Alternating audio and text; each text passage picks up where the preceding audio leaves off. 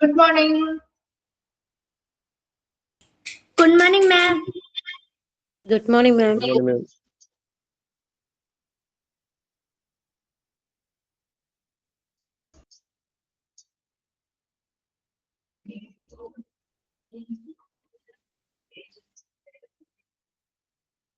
Okay, നമ്മൾ കഴിഞ്ഞ ക്ലാസ്സിൽ റേഡിയോളജി ഡിപ്പാർട്ട്മെന്റ് കംപ്ലീറ്റ് ആയില്ലായിരുന്നോ? ആ ചാപ്റ്റർ കംപ്ലീറ്റ് ആയില്ലേ? ഓക്കെ, പുതിയൊരു ചാപ്റ്റർ മിസ് തുടങ്ങുമെന്ന് പറഞ്ഞിട്ടുണ്ടായിരുന്നു അല്ലെ? ഡയാലിസിസ് സർവീസ് ആണ് കേട്ടോ. അടുത്ത ചാപ്റ്റർ ആണ്, ചാപ്റ്റർ 8 ആണ് ഡയാലിസിസ് സർവീസ്.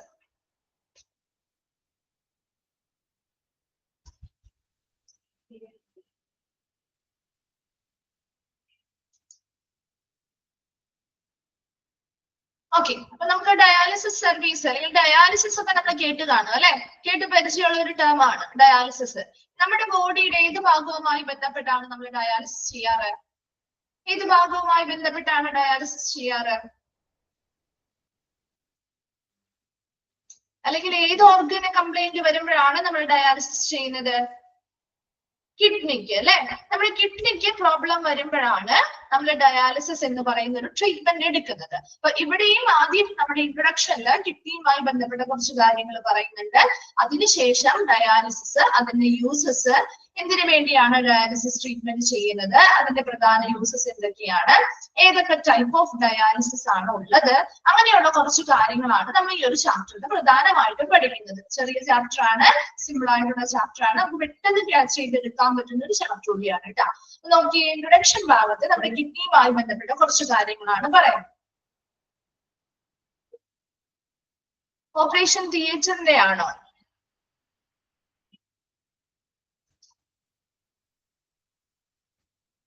ഓക്കെ, ലാസ്റ്റ് നമുക്ക് പറയാം കേട്ടോ. ഓക്കെ, മിസ് നോട്ട് എടുത്തിട്ടിട്ട് പറയാം കേട്ടോ. ഓക്കെ,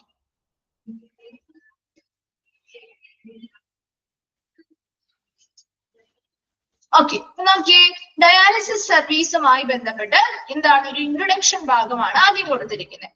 നോക്കിയേ, എന്താണ് ഒരു ഇൻട്രൊഡക്ഷനിൽ കൊടുത്തിരിക്കുന്നത്?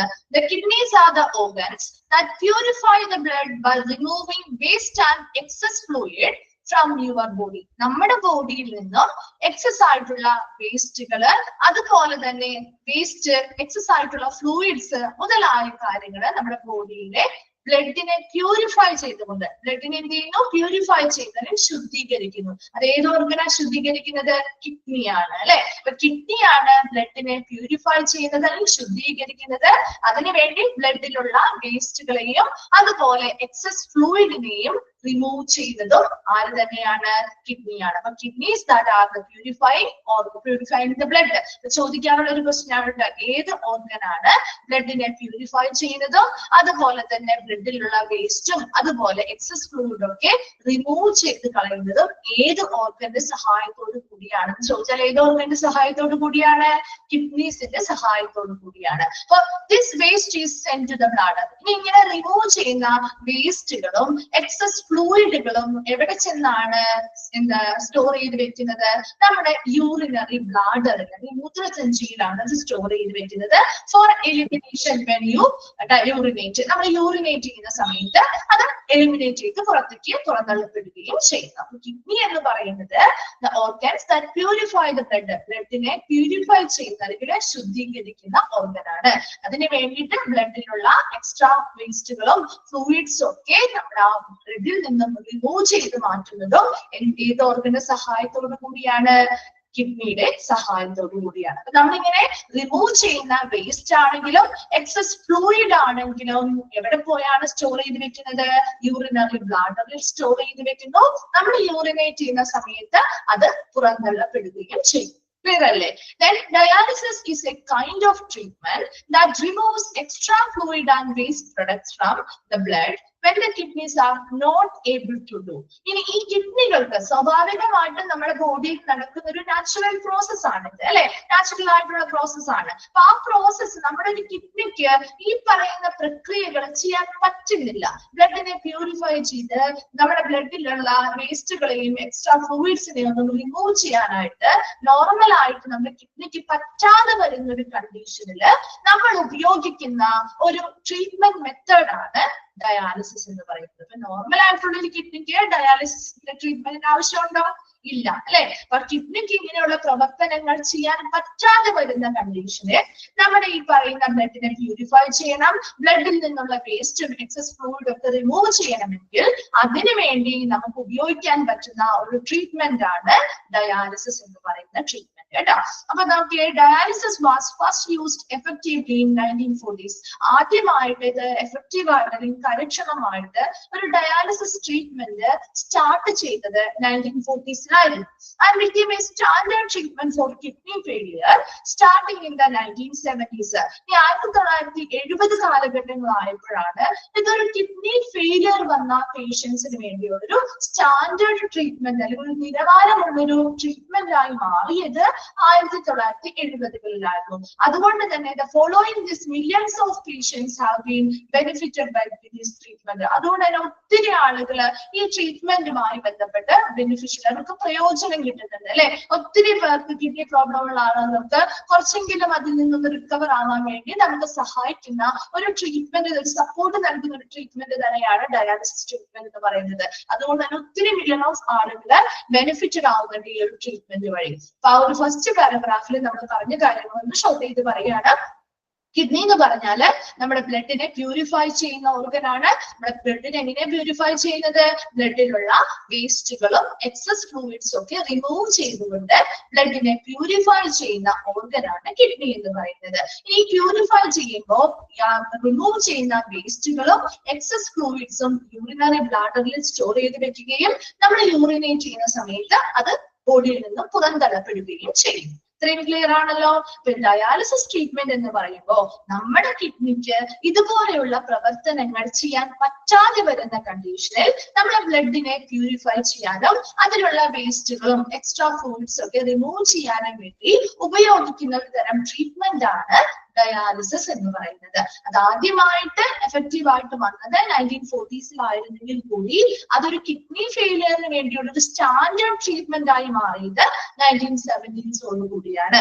ഇപ്പൊ ഒത്തിരി മില്യൺ ഓഫ് ആളുകൾ ഇതിന് ബെനിഫിഷ്യൽ ആവുന്നുണ്ട്. ഇത് ഈ ട്രീറ്റ്മെന്റിനെ പ്രയോജനം കിട്ടുന്ന ഒത്തിരി ആളുകൾ നിലവിൽ ഇപ്പോൾ ഉണ്ട്. ക്ലിയർ ആണോ? ഫസ്റ്റ് പാരഗ്രാഫ് ഓക്കെ ആണോ? ഓക്കെ.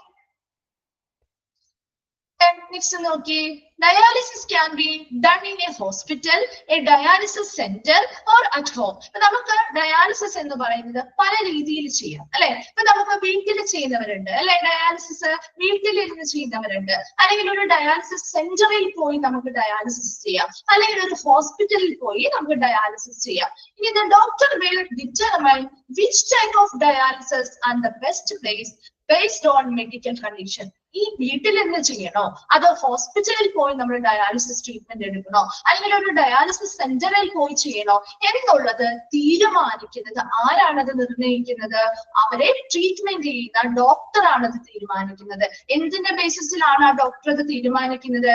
ആ പേഷ്യന്റിന്റെ മെഡിക്കൽ കണ്ടീഷൻ എങ്ങനെയാണ്, നിലവിൽ അവരുടെ മെഡിക്കൽ കണ്ടീഷൻ സ്ഥിതി എങ്ങനെയാണ്, അതിനനുസരിച്ച് ഏത് തരത്തിലുള്ള ഡയാലിസിസ് ആണ് ഇവർക്ക് വേണ്ടത്, അത് എവിടെ നിന്ന് ചെയ്യുന്ന രീതിയിൽ ായിരിക്കണം. വീട്ടിൽ നിന്ന് ചെയ്യുന്ന രീതിയിലുള്ള ഡയാലിസിസ് ട്രീറ്റ്മെന്റ് വേണോ, അല്ലെങ്കിൽ ഒരു ഡയാലിസിസ് സെന്ററിൽ പോയിട്ട് ചെയ്യുന്നത് വേണോ, അല്ലെങ്കിൽ ഒരു ഹോസ്പിറ്റലിൽ തന്നെ പോയി ചെയ്യുന്ന രീതി ആയിരിക്കണോ എന്നൊക്കെ തീരുമാനിക്കുന്നത് ഡോക്ടറാണ്. അത് എന്തിന്റെ ബേസിസിലാണ്? അവരുടെ മെഡിക്കൽ കണ്ടീഷൻ അനുസരിച്ച്, ആ പേഷ്യന്റിന്റെ മെഡിക്കൽ കണ്ടീഷൻ അനുസരിച്ചായിരിക്കും ഡോക്ടർ അതിൽ തീരുമാനം എടുക്കുക. And the length of dialysis treatment relay body size, the amount of waste in the body and the present state of health. ഇനി ഈ പറയുന്ന ഡയാലിസിസ് ട്രീറ്റ്മെന്റ് എത്ര ലെങ്ത് അല്ലെങ്കിൽ എത്ര നാള് നമ്മൾ ഈ ഒരു ഡയാലിസിസ് ട്രീറ്റ്മെന്റ് എടുക്കണം എന്നും തീരുമാനിക്കുന്നത് ആ വ്യക്തിയുടെ ബോഡി സൈസിനനുസരിച്ച്, ശരീരത്തിന്റെ സൈസിനനുസരിച്ച്, അതുപോലെ തന്നെ amount of waste in the body, ആ ബോഡിയിൽ എത്രത്തോളം എമൗണ്ട് ഓഫ് വേസ്റ്റ് അവരുടെ ബോഡിയിൽ അക്യുമുലേറ്റ് ചെയ്യുന്നുണ്ട് അല്ലെങ്കിൽ അടിഞ്ഞു കൂടുന്നുണ്ട് എന്നതിനനുസരിച്ച്, അതുപോലെ തന്നെ പ്രസന്റ് സ്റ്റേറ്റ് ഓഫ് ഹെൽത്ത്, അവരുടെ നിലവിലുള്ള ആരോഗ്യസ്ഥിതി എത്രത്തോളം ഉണ്ട്. അവർ റിക്കവർ ആവുകയാണെങ്കിൽ അധികം നാൾ അവർക്ക് ട്രീറ്റ്മെന്റ് ചെയ്യേണ്ടതായിട്ട് വരില്ല. അതേസമയം അതേസമയം അവരുടെ ഹെൽത്ത് ഇപ്പോഴും ആ പഴയ കണ്ടീഷനിൽ തന്നെയാണ് തുടരുന്നതെങ്കിൽ ആ ട്രീറ്റ്മെന്റ് കുറെ നാളും കൂടി ചെയ്യേണ്ടതായിട്ട് വരും അല്ലെ. അങ്ങനെ പ്രസന്റ് കണ്ടീഷൻ, അവരുടെ ഹെൽത്ത് കണ്ടീഷൻ എങ്ങനെയാണ്, അവരുടെ ബോഡിയിൽ എത്രത്തോളം എമൗണ്ട് ഓഫ് വേസ്റ്റ് അടിഞ്ഞു കൂടുന്നുണ്ട്, അതുപോലെ അവരുടെ ബോഡി സൈസ് മുതലായവയെ ആശ്രയിച്ചാണ് എത്ര നാള് അവർ ഈ ഡയാലിസിസ് ട്രീറ്റ്മെന്റ് ചെയ്യേണ്ടതായിട്ടുള്ളതിന്റെ ലെങ്ത് എത്ര നാള് വേണം എന്നും തീരുമാനിക്കുന്നത്. അപ്പൊ ഡയാലിസിസ് എന്ന് പറയുന്നത് നമുക്ക് ഹോസ്പിറ്റലിൽ പോയി ചെയ്യാം, ഡയാലിസിസ് സെന്ററിൽ പോയി ചെയ്യാം, അല്ലെങ്കിൽ ഹോം വീട്ടിൽ നിന്നുകൊണ്ടും ചെയ്യാവുന്ന തരത്തിലുള്ള മെത്തേഡുകളുണ്ട്. അതിൽ ഏത് ടൈപ്പ് ഓഫ് ഡയാലിസിസ് വേണം ഒരു പേഷ്യന്റിന് എന്ന് തീരുമാനിക്കുന്നത് അവരെ ട്രീറ്റ് ചെയ്യുന്ന ഡോക്ടറാണ്. ആ ഡോക്ടർ എന്തിന്റെ ബേസിസിലാണ് അത് തീരുമാനിക്കുന്നത്? അവരുടെ മെഡിക്കൽ കണ്ടീഷൻ അനുസരിച്ച് അവർക്ക് അനുയോജ്യമായിട്ടുള്ള ഏത് ടൈപ്പ് ഓഫ് ഡയാലിസിസ് ആണോ അതായിരിക്കും ഡോക്ടർ പ്രിഫർ ചെയ്യുന്നത്. അപ്പൊ എത്ര നാളെ ഇത് വരണം എന്ന് ചോദിച്ചാൽ അതും എന്തിനേക്ക് ആശ്രയിച്ചായിരിക്കും? അവരുടെ ബോഡി സൈസിനെ ആശ്രയിച്ച്, അതുപോലെ എത്രത്തോളം എമൗണ്ട് ഓഫ് വേസ്റ്റ് അവരുടെ ബോഡിയിൽ അക്യുമുലേറ്റ് ചെയ്യുന്നുണ്ട് എന്നതിനെ അടിസ്ഥാനപ്പെടുത്തി, അതുപോലെ തന്നെ അവരുടെ നിലവിലുള്ള ആരോഗ്യസ്ഥിതി എത്രത്തോളം ഉണ്ട്, ഈ പറയുന്ന കാര്യങ്ങളെല്ലാം അടിസ്ഥാനമാക്കിയായിരിക്കും അവർ എത്ര നാളെ ഈ ഡയാലിസിസ് ട്രീറ്റ്മെന്റ് തുടരണമെന്നും തീരുമാനിക്കുന്നത്. ക്ലിയർ ആണോ സെക്കൻഡ് പാരഗ്രാഫ്?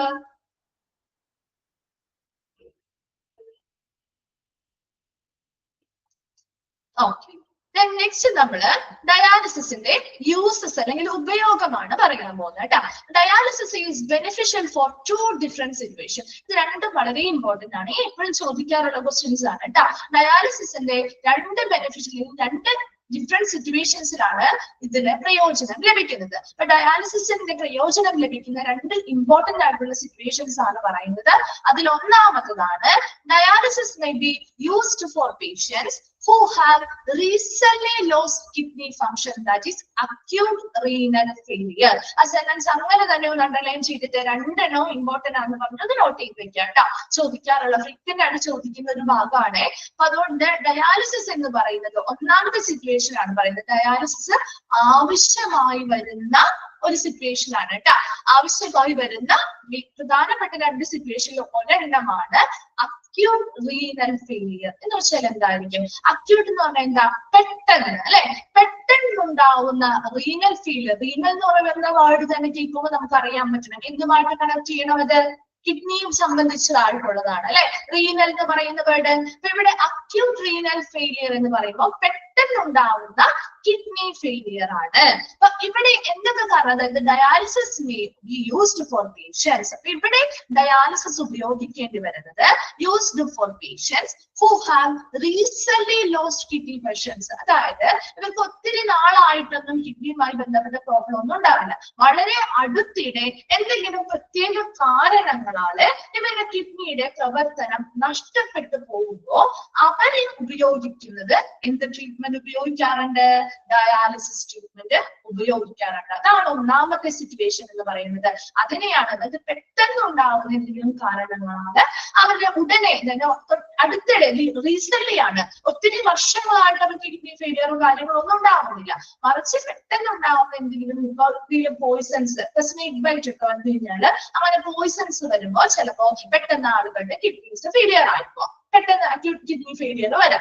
അതുപോലെ തന്നെ ചിലപ്പോൾ എലിപ്പനിയുമായി ബന്ധപ്പെട്ട് വരാം, അല്ലെങ്കിൽ എന്തെങ്കിലും ഇൻഫെക്ഷൻസുമായി ബന്ധപ്പെട്ട് വരാം, അല്ലെങ്കിൽ എന്തെങ്കിലും ആന്റിബയോട്ടിക്സോ കാര്യങ്ങളോ കഴിച്ചതിന്റെ സൈഡ് എഫക്റ്റ് ആയിട്ടൊക്കെ പെട്ടെന്ന് ചില ആളുകൾക്ക് കിഡ്നിയുടെ പ്രവർത്തനം എന്ത് ചെയ്യാം? നഷ്ടപ്പെട്ടു പോവാം. അപ്പൊ ആ ഒരു കണ്ടീഷനിൽ വരുന്ന പേഷ്യൻസ് എന്ത് ചെയ്യാറുണ്ട്? ഡയാലിസിസ് ഉപയോഗിക്കാറുണ്ട്. അതാണ് ഒന്നാമത്തെ situation, acute renal failure. Acute എന്ന വേർഡ് കേൾക്കുമ്പോൾ തന്നെ നിങ്ങൾ പെട്ടെന്ന് ഉണ്ടാവുന്ന എന്നുള്ളൊരു ചിന്ത വരണം കേട്ടോ. ക്ലിയർ ആണോ ആദ്യത്തെ സിറ്റുവേഷൻ? ഓക്കെ ആണ്. ഇനി അത് നമ്മൾ എക്സ്പാൻഡ് ചെയ്ത് പറയുന്നുണ്ട് അതിനെ കുറച്ച് കാര്യങ്ങൾ. ഓക്കെ അല്ലേ? രണ്ടാമത്തത് എൻഡ് സ്റ്റേജ് റീനൽ ഫെയിലിയർ അല്ലെങ്കിൽ ക്രോണിക് റീനൽ ഫെയിലിയർ എന്ന് പറയുമ്പോൾ എന്തായിരിക്കും? വിട്ടുമാറാത്തതാണ്. അതായത് used for patients who have permanently lost kidney function. ഇവർക്ക് എങ്ങനെയുള്ള പേഷ്യൻസ് ആണ് അടുത്തത് ഡയാലിസിസ് യൂസ് ചെയ്യുന്ന പേഷ്യൻസ് എന്ന് പറയുന്നത്? പെർമനന്റ്ലി ലോസ്റ്റ് കിഡ്നി ഫംഗ്ഷൻ, അവർക്ക് പൂർണ്ണമായിട്ടും അവരുടെ കിഡ്നിയുടെ പ്രവർത്തനം നിലച്ചിരിക്കുന്ന പേഷ്യൻസ് ആണ്. അവർക്കും ഡയാലിസിസ് ട്രീറ്റ്മെന്റ് ആണ് യൂസ് ചെയ്യാറ്. രണ്ട് സിറ്റുവേഷൻസ് നമ്മൾ പറഞ്ഞു. ഒന്നാമത്തത് അക്യൂട്ട് റീനൽ ഫെയിലിയർ സംഭവിച്ചവർക്ക്. ഇതെന്താണ്? റീസെന്റ് ലോസ്റ്റ് കിഡ്നി ഫംഗ്ഷൻ ആണ് അല്ലെ. കിഡ്നി ഫംഗ്ഷൻസ് വളരെ അടുത്തിടെയാണ് അവർക്ക് നഷ്ടമായത്. എന്നാൽ ഇവിടെ end stage kidney renal failure അല്ലെങ്കിൽ ക്രോണിക് റീനൽ ഫെയിലിയർ എന്നും പറയാറുണ്ട്. ക്രോണിക് ആൻഡ് അക്യൂട്ട്, രണ്ട് വേർഡുകളും നോട്ട് ചെയ്യാം കേട്ടോ. ക്രോണിക് എന്ന് പറഞ്ഞാൽ വിട്ടുമാറാത്ത, അല്ലെങ്കിൽ അത് നമുക്ക് അത്രയും പൂർണ്ണമായിട്ടും അവരുടെ കിഡ്നി എന്തായി പ്രവർത്തനക്ഷമമായ പ്രവർത്തനം നിലച്ചിരിക്കുന്ന ഒരു അവസ്ഥയാണ്. അപ്പൊ അവിടെ പെർമനന്റ്ലി ലോസ്റ്റ് കിഡ്നി ഫംഗ്ഷൻ ആണ്. അങ്ങനെ പെർമനന്റ്ലി ലോസ്റ്റ് ആയിട്ടുള്ള കിഡ്നി ഫംഗ്ഷൻ പെർമനന്റ്ലി ലോസ്റ്റ് ആയിട്ടുള്ളവരാണെങ്കിൽ അവർക്കും നമ്മുടെ ഡയാലിസിസ് ട്രീറ്റ്മെന്റ് ആണ് പ്രിഫർ ചെയ്യുന്ന ഒരു ട്രീറ്റ്മെന്റ് മെത്തേഡ് എന്ന് പറയുന്നത്. പ്രധാനമായിട്ടും ഡയാലിസിസ് ചെയ്യുന്നത് ഈ രണ്ട് സിറ്റുവേഷനിലുള്ള ആളുകൾക്കാണ്. ക്ലിയർ ആണോ? അക്യൂട്ട് റീനൽ ഫെയിലിയറോ chronic or end stage renal ഫെയിലിയറോ ഓക്കെ ആണോ? ഓക്കെ. പിന്നെ നമ്മൾ അതിനെ കുറിച്ച് കുറച്ചും കൂടി ഡീറ്റെയിൽ ആയിട്ട് പറയാണ് കേട്ടോ. അപ്പൊ അക്യൂട്ട് കിഡ്നി ഇഞ്ചുറി അല്ലെങ്കിൽ അക്യൂട്ട് റീനൽ ഫെയിലിയർ എന്ന് ചോദിച്ചാലും സെയിം തന്നെയാണ്. ഈ രണ്ട് സിറ്റുവേഷനിൽ നമ്മൾ എക്സ്ട്രാ കുറച്ചും കൂടി കാര്യങ്ങൾ ചേർത്ത് പറയാണ് കേട്ടോ. അതിൽ ഒന്നാമത്തെ സിറ്റുവേഷൻ ആണ് നമ്മൾ പറയുന്നത് അക്യൂട്ട് റീനൽ ഫെയിലിയർ അല്ലെങ്കിൽ അക്യൂട്ട് കിഡ്നി ഇഞ്ചുറി, AKI എന്ന് ചോദിച്ചാലും സെയിം തന്നെ. ഈ ചാപ്റ്ററിൽ കുറച്ചധികം എക്സ്പാൻഡഡ് ഫോമുകൾ വരുന്നുണ്ട് കേട്ടോ. ഷോർട്ട് ഫോമും എക്സ്പാൻഡഡ് ഫോമും വരുന്നുണ്ട്. അതൊന്നും നിങ്ങൾ വളരെ ഇമ്പോർട്ടന്റ് ആണ് നോക്കി വെക്കണം കേട്ടോ. ഇവിടെ ഒരു എക്സ്പാൻഡഡ് ഫോമും ഷോർട്ട് ഫോമും ഉണ്ട് അല്ലെ. AKI ചോദിക്കാറുണ്ട് കേട്ടോ. അക്യൂട്ട് കിഡ്നി ഇഞ്ചുറി AKA, അതൊന്ന് നോട്ട് ചെയ്ത് വെച്ചേ. AKIയുടെ അക്യൂട്ട് കിഡ്നി ഇഞ്ചുറി. ഇനി എന്താണ് അക്യൂട്ട് കിഡ്നി ഇഞ്ചുറി അല്ലെങ്കിൽ അക്യൂട്ട് റീനൽ ഫെയിലിയർ എന്ന് ചോദിച്ചാലും സെയിം തന്നെയാണ്. രണ്ടാണല്ലോ എന്ന് വിചാരിച്ചില്ല കേട്ടോ. അപ്പൊ ആദ്യത്തെ സിറ്റുവേഷൻ തന്നെയാണ് നമ്മൾ ഇവിടെയും പറയുന്നത്. ഒന്ന് തന്നെയാണ്. Okay, a sudden episode of kidney failure or kidney damage, പെട്ടെന്നുണ്ടാവുന്നതാണ് അല്ലെ. സഡൻ ആയിട്ട് പെട്ടെന്നുണ്ടാവുന്ന എന്തെങ്കിലും കാരണങ്ങളാല് അവരുടെ കിഡ്നി ഫെയിലിയർ ആകുന്നു അല്ലെങ്കിൽ കിഡ്നി ഡാമേജ് സംഭവിക്കുന്നതിനെയാണ് അക്യൂട്ട് കിഡ്നി ഇഞ്ചുറി എന്ന് പറയുന്നത്. അത് മുൻപ് ഒരുപാട് നാളായിട്ട് അവർ കിഡ്നിയുമായി ബന്ധപ്പെട്ട പ്രോബ്ലംസോ കാര്യങ്ങളോ ഒന്നും ഫേസ് ചെയ്യുന്നുണ്ടാവില്ല. വളരെ പെട്ടെന്ന് എന്തെങ്കിലും കാരണങ്ങളാല് ഉണ്ടാവുന്ന കിഡ്നി ഫെയിലിയർ അല്ലെങ്കിൽ കിഡ്നി ഡാമേജിനെയാണ് അക്യൂട്ട് കിഡ്നി ഇഞ്ചുറി എന്ന് പറയുന്നത്. And that happens within A few hours or days. അത് വളരെ കുറച്ച് ദിവസങ്ങൾക്കുള്ളിലോ അല്ലെങ്കിൽ കുറച്ച് മണിക്കൂറുകൾക്കുള്ളിലോ സംഭവിക്കുന്ന ഒരു കാര്യമാണ്. And AKI is normally treated in a hospital setting with intravenous fluids given through the vein. ഇപ്പൊ നമുക്ക് നോർമൽ ആയിട്ട് ഒരു AKI വന്നു, ഒരു അക്യൂട്ട് കിഡ്നി ഇഞ്ചുറി വന്നാല് നമുക്ക് നോർമൽ ആയിട്ട് അത് നമുക്ക് എന്ത് ചെയ്യാൻ പറ്റും? ഇൻട്രാവീനിയസ് ഫ്ലൂയിഡ്സ്. നമ്മൾ ഡ്രിപ്സ് ഒക്കെ ഇടുന്നത് എങ്ങനെയാ? നമ്മുടെ വെയിനിലൂടെ അല്ലേ നമ്മൾ കത്ത് കൊടുക്കുന്നത്, ഫ്ലൂയിഡ് ആയിട്ടല്ലേ നമ്മുടെ മരുന്നുകൾ കൊടുക്കുന്നത് അല്ലെ. അതിനെയാണ് ഇൻട്രാവീനിയസ് ഫ്ലൂയിഡ്സ് അല്ലെങ്കിൽ നമ്മുടെ വെയിനിലൂടെ നമുക്ക് എന്ത് ചെയ്യാം? ഫ്ലൂയിഡ്സ് മരുന്നുകളോ മെഡിസിൻസോ ഒക്കെ ഫ്ലൂയിഡ് രൂപേണ കൊടുത്ത് നമുക്ക് എന്ത് ചെയ്യാം? നോർമൽ ആയിട്ട് ഇത് ട്രീറ്റ് ചെയ്യാൻ പറ്റും. എന്നാൽ ഒരു ക്രിട്ടിക്കൽ കേസാണ് ഈ ഒരു അക്യൂട്ട് കിഡ്നി ഇഞ്ചുറി. ഒരു ക്രിട്ടിക്കൽ കേസിലുണ്ട്, അത്രയധികം അവരുടെ കിഡ്നിയുടെ പ്രവർത്തനം നിലച്ചു അല്ലെങ്കിൽ അത്രയധികം കിഡ്നി ഫെയിലിയർ ആയിട്ടുണ്ട്. അതൊരു ക്രിട്ടിക്കൽ കണ്ടീഷൻ. അതായത് നമ്മളൊരു നോർമൽ ട്രീറ്റ്മെന്റ് കൊടുത്തിട്ടും അവരതിൽ നിന്ന് റിക്കവർ ആയി വരുന്നില്ല എന്നുണ്ടെങ്കിൽ നമുക്ക് അവിടെ ഉപയോഗിക്കാൻ പറ്റുന്ന ഒരു മെത്തേഡ് ഡയാലിസിസ് തന്നെയാണ്. Dialysis may also be necessary for a short time till the kidney get better. ഒത്തിരി നാളൊന്നും നമുക്ക് ഡയാലിസിസ് ഇവർക്ക് ചെയ്യേണ്ടതായിട്ട് വരില്ല.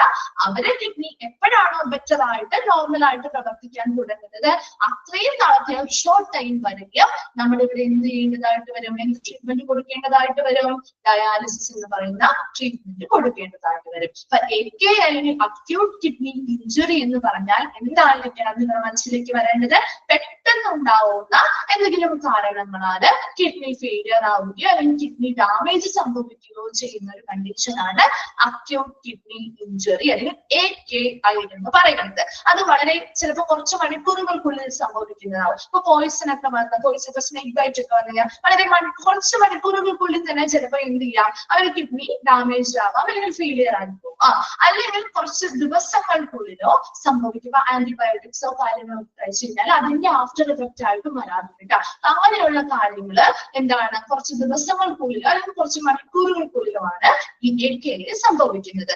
നമുക്ക് AK വന്നു കഴിഞ്ഞാൽ നമുക്ക് നോർമൽ ആയിട്ട് ഇൻട്രാവീനസ് ഫ്ലൂയിഡ്സിലൂടെ അല്ലെങ്കിൽ നമ്മുടെ വെയിനിലൂടെ ഫ്ലൂയിഡ്സ് അല്ലെങ്കിൽ മെഡിസിൻസ് കുത്തിവെച്ചുകൊണ്ട് നമുക്ക് നോർമൽ ആയിട്ട് ഇത് ട്രീറ്റ് ചെയ്യാം. ഇനി അങ്ങനെ നോർമൽ ആയിട്ട് ട്രീറ്റ് ചെയ്തിട്ടും അവർ ബെറ്റർ കണ്ടീഷനിലേക്ക് എത്തിയില്ല, ഒരു ക്രിട്ടിക്കൽ കേസ് ആണ് അവരുടെ എങ്കിൽ നമുക്ക് അവിടെ ഡയാലിസിസ് എന്ന് പറയുന്ന മെത്തേഡ് തന്നെ ഉപയോഗിക്കേണ്ടതായിട്ട് വരും. അത് ഒത്തിരി നാള് നമുക്ക് ഉപയോഗിക്കേണ്ട, വളരെ ഷോർട്ട് ടൈം ആയിട്ട് കുറഞ്ഞ കാലയളവിൽ അവരുടെ കിഡ്നി എപ്പോഴാണോ നോർമലായിട്ട് പ്രവർത്തിക്കാൻ സ്റ്റാർട്ട് ചെയ്യുന്നത് അതുവരെയും കുറച്ചൊരു ഷോർട്ട് ടൈം നമുക്ക് അവരുടെ ഡയാലിസിസ് ട്രീറ്റ്മെന്റ് അവർക്ക് കൊടുക്കേണ്ടതായിട്ട് വരും. ക്ലിയർ ആണോ? അക്യൂട്ട് കിഡ്നി ഇഞ്ചുറി ഓക്കെ ആണോ? ഓക്കെ ആണോ? എന്താണ് ഒരു റിപ്ലൈ ഇല്ലാതിരിക്കുന്നേ? എളുപ്പമല്ലേ ഈ ഒരു ചാപ്റ്റർ? നിങ്ങൾക്ക് ഓർത്തെടുക്കാൻ പറ്റുന്ന ചാപ്റ്റർ അല്ലേ? നമുക്ക് അറിയാവുന്ന കുറച്ച് കാര്യങ്ങളൊക്കെ തന്നെയാ പറയുന്നത് അല്ലെ? എളുപ്പമുള്ള ചാപ്റ്ററാണ് കേട്ടോ. ഓക്കെ, അപ്പൊ നമ്മൾ അടുത്തതിലേക്ക് പോവാണ്. നെക്സ്റ്റ് വരുന്നത് കിഡ്നി ഫെയിലിയർ അല്ലെങ്കിൽ ക്രോണിക് അല്ലെങ്കിൽ എൻഡ് സ്റ്റേജ് റീനൽ ഫെയിലിയർ തന്നെയാണ് കേട്ടോ കിഡ്നി ഫെയിലിയർ എന്ന് അറിയപ്പെടുന്നത്. അതായത് ഇവിടെ പെർമനന്റ് ആയിട്ട് അവരുടെ കിഡ്നി ഫങ്ഷൻസ് നഷ്ടപ്പെട്ടിരിക്കുകയാണ്. അതിനെയാണ് കിഡ്നി ഫെയിലിയർ അല്ലെങ്കിൽ ക്രോണിക് കിഡ്നി ഫെയിലിയർ എന്നോ അല്ലെങ്കിൽ ക്രോണിക് അല്ലെങ്കിൽ എൻഡ് സ്റ്റേജ് റീനൽ ഫെയിലിയർ എന്നോ ഒക്കെ ചോദിച്ചാലും ഇത് തന്നെയാണ് കേട്ടോ. രണ്ടാമത്തതാണ്, അത് മാറിപ്പോകരുത്. അതല്ലല്ലോ ഈ പേരല്ലല്ലോ എന്ന് മാറിപ്പോകരുത് കേട്ടോ. രണ്ടാമത്തെ കിഡ്നി ഫെയിലിയർ എന്ന് പറഞ്ഞാലും ക്രോണിക് റീനൽ ഫെയിലിയർ എന്ന് പറഞ്ഞാലും അല്ലെങ്കിൽ എൻഡ് സ്റ്റേജ് റീനൽ ഫെയിലിയർ എന്നൊക്കെ പറഞ്ഞാലും ഈ കിഡ്നി ഫെയിലിയർ തന്നെയാണെന്ന് മനസ്സിലാക്കി വെക്കുക കേട്ടോ. രണ്ടാമത്തെ സിറ്റുവേഷൻ ആണ് നമ്മൾ പറയാൻ പോകുന്നത്. As per National Kidney Foundation, the end-stage kidney failure happens when the kidneys are functioning at only 10 to 15% of their normal function. അതായത് നാഷണൽ കിഡ്നി ഫൗണ്ടേഷന്റെ കണക്ക് പ്രകാരം ഈ പറയുന്ന എൻഡ് സ്റ്റേജ് കിഡ്നി ഫെയിലിയർ അല്ലെങ്കിൽ ESKD എന്ന് നമ്മൾ ഷോർട്ട് ആയിട്ടൊക്കെ പറയുന്നത് നമുക്ക് പറയുന്നുണ്ട് expanded form.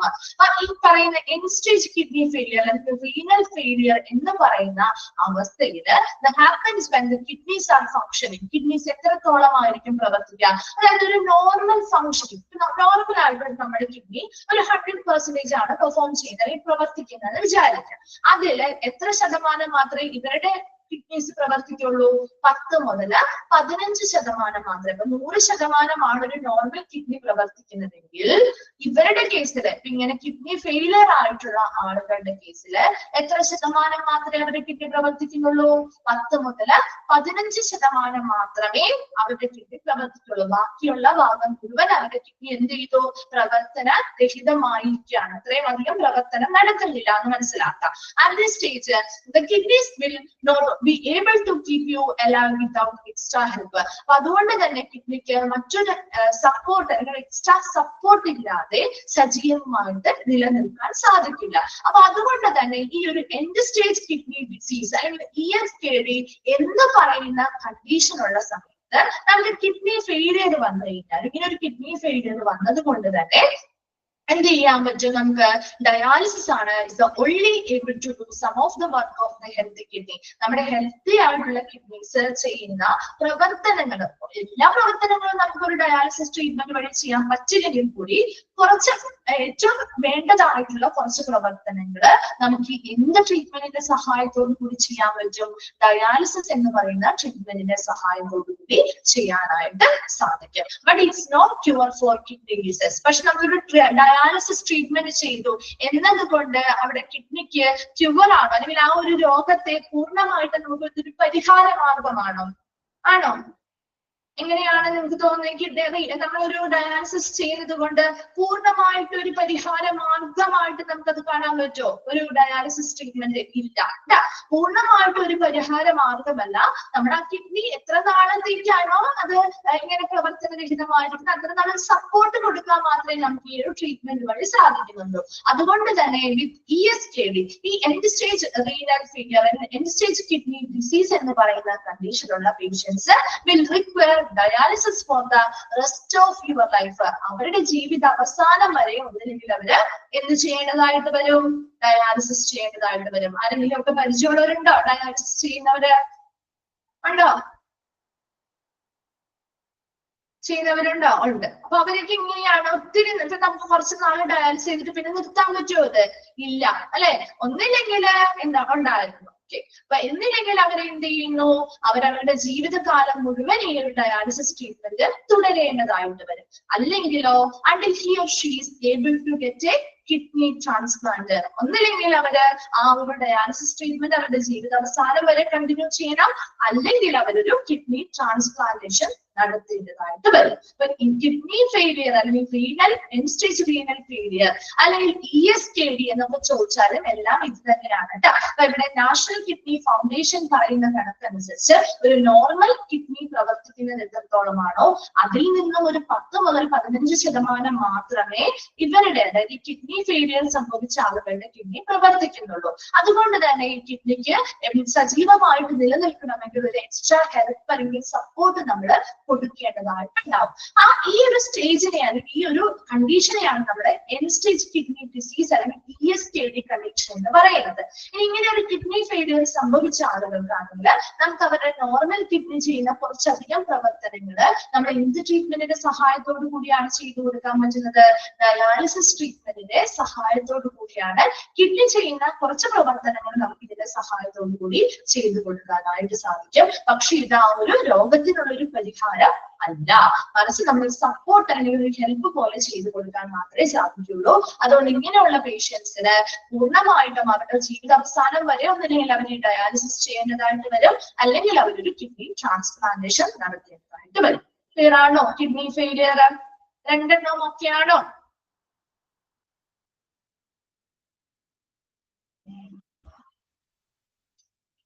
Okay,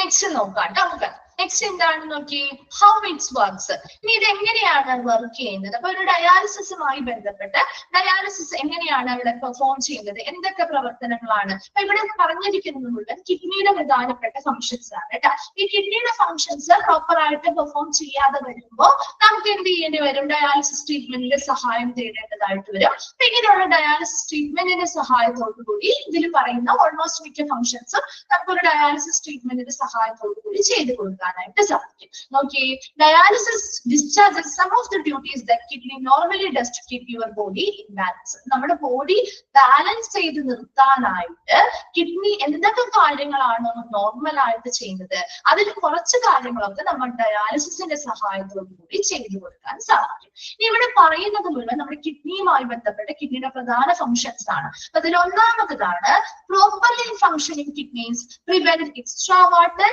waste and other impurities from piling up in the body. നമ്മുടെ ബോഡിയിൽ ഇപ്പൊ പ്രോപ്പർ ആയിട്ട് ഫങ്ഷനിങ് ചെയ്യുന്ന ഒരു കിഡ്നി ഉണ്ടെന്ന് വിചാരിക്കാം. നമ്മുടെ ബോഡിയിൽ നല്ല പ്രോപ്പർ ആയിട്ട് വർക്ക് ചെയ്യുന്ന ഒരു കിഡ്നി ആണുള്ളതെങ്കിൽ ആ കിഡ്നി എന്ത് ചെയ്യുന്നു? നമ്മുടെ ബോഡിയിൽ എക്സ്ട്രാ വാട്ടറോ അല്ലെങ്കിൽ വേസ്റ്റോ അല്ലെങ്കിൽ മറ്റ് ഇംപ്യൂരിറ്റീസോ മാലിന്യങ്ങളോ കാര്യങ്ങളോ ഒന്നും പൈലിംഗ് അപ്പ് എന്ന് പറഞ്ഞാൽ എന്താണ് പൈലിംഗ്? അടിഞ്ഞു കൂടാനായിട്ട് എന്ത് ചെയ്യാറില്ല, സമ്മതിക്കാറില്ല അല്ലെ, അതിനെ തടയുകയാണ് ചെയ്യാറ്. അപ്പൊ നമ്മുടെ ബോഡിയിൽ നല്ല രീതിയിൽ പ്രവർത്തിക്കുന്ന ഫങ്ഷൻ ചെയ്യുന്ന ഒരു കിഡ്നി ഉണ്ടെങ്കിൽ അത് എന്തിനെയാണ് തടയുന്നത്? നമ്മുടെ ബോഡിയിൽ എക്സ്ട്രാ വാട്ടറോ വേസ്റ്റോ അല്ലെങ്കിൽ ഇംപ്യൂരിറ്റീസോ കാര്യങ്ങളോ ഒന്നും അടിഞ്ഞു കൂടുന്നതിനെ ഈ കിഡ്നി എന്ത് ചെയ്യുന്നു? തടയുകയാണ് ചെയ്യുക.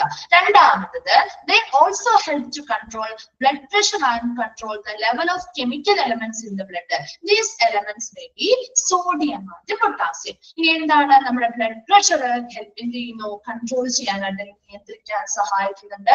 അതോടൊപ്പം തന്നെ നമ്മുടെ ബ്ലഡിലുള്ള കെമിക്കൽ എലമെന്റ്സ്, അതായത് നമ്മൾ കേട്ടിട്ടുണ്ടാവും നിങ്ങൾ സോഡിയം പൊട്ടാസ്യം മുതലായിട്ടുള്ളവ അല്ലെ. ഇങ്ങനെയുള്ള കെമിക്കൽ എലമെന്റ്സ്, സോഡിയം പൊട്ടാസ്യം മുതലായിട്ടുള്ള കെമിക്കൽ എലമെന്റ്സ് ബ്ലഡിലുള്ള കെമിക്കൽ എലമെന്റ്സിന്റെ ലെവല് മെയിൻറ്റെയിൻ ചെയ്യാൻ സഹായിക്കുന്നു. അതോടൊപ്പം തന്നെ ബ്ലഡ് പ്രഷർ നിയന്ത്രിക്കാനും നമ്മുടെ കിഡ്നീസ് എന്ത് ചെയ്യുന്നുണ്ട്? സഹായിക്കുന്നുണ്ട്. മൂന്നാമത്തെ ഫംഗ്ഷൻ ആണ് കിഡ്നീസ് ഇവൻ activate A form of vitamin D that enhances the absorption of calcium. അതായത് ഇവിടെ കിഡ്നി എന്ന് പറയുന്നത് കിഡ്നി ഒരു ആക്റ്റീവ് ഫോം ഓഫ് വിറ്റാമിൻ ഡിയുടെ ഒരു ആക്റ്റീവ് ഫോമിനെ പ്രൊഡ്യൂസ് ചെയ്യുന്നുണ്ട്. അതിനെ വിളിക്കുന്നത് ഒരു ഹോർമോൺ ആണ്. കേട്ടിട്ടുണ്ടാവും, കാൽസിട്രിയോൾ എന്ന് പറയുന്ന ഹോർമോൺ. ഈ ഹോർമോണിനെ പ്രൊഡ്യൂസ് ചെയ്യുന്നത് ആരാണ്? ആരാ പ്രൊഡ്യൂസ് ചെയ്യുന്നത്? നമ്മുടെ കിഡ്നിയാണ്. വിറ്റാമിൻ ഡിയുടെ ഒരു ആക്റ്റീവ് ഫോം ആണ് കാൽസിട്രിയോൾ എന്ന് പറയുന്നത്. ഈ ഒരു ഹോർമോൺ എന്തിനെ സഹായിക്കുന്നതാണ്? നമ്മുടെ കാൽസ്യം ലെവലിൽ, ബ്ലഡിലുള്ള കാൽസ്യം ലെവലിനെ റെഗുലേറ്റ് ചെയ്യാനായിട്ടാണ് ഈ ഹോർമോൺ സഹായിക്കുന്നത്. കാൽസ്യം ലെവലിനെ റെഗുലേറ്റ് ചെയ്യണമെങ്കിൽ എന്ത് ചെയ്യുന്നു?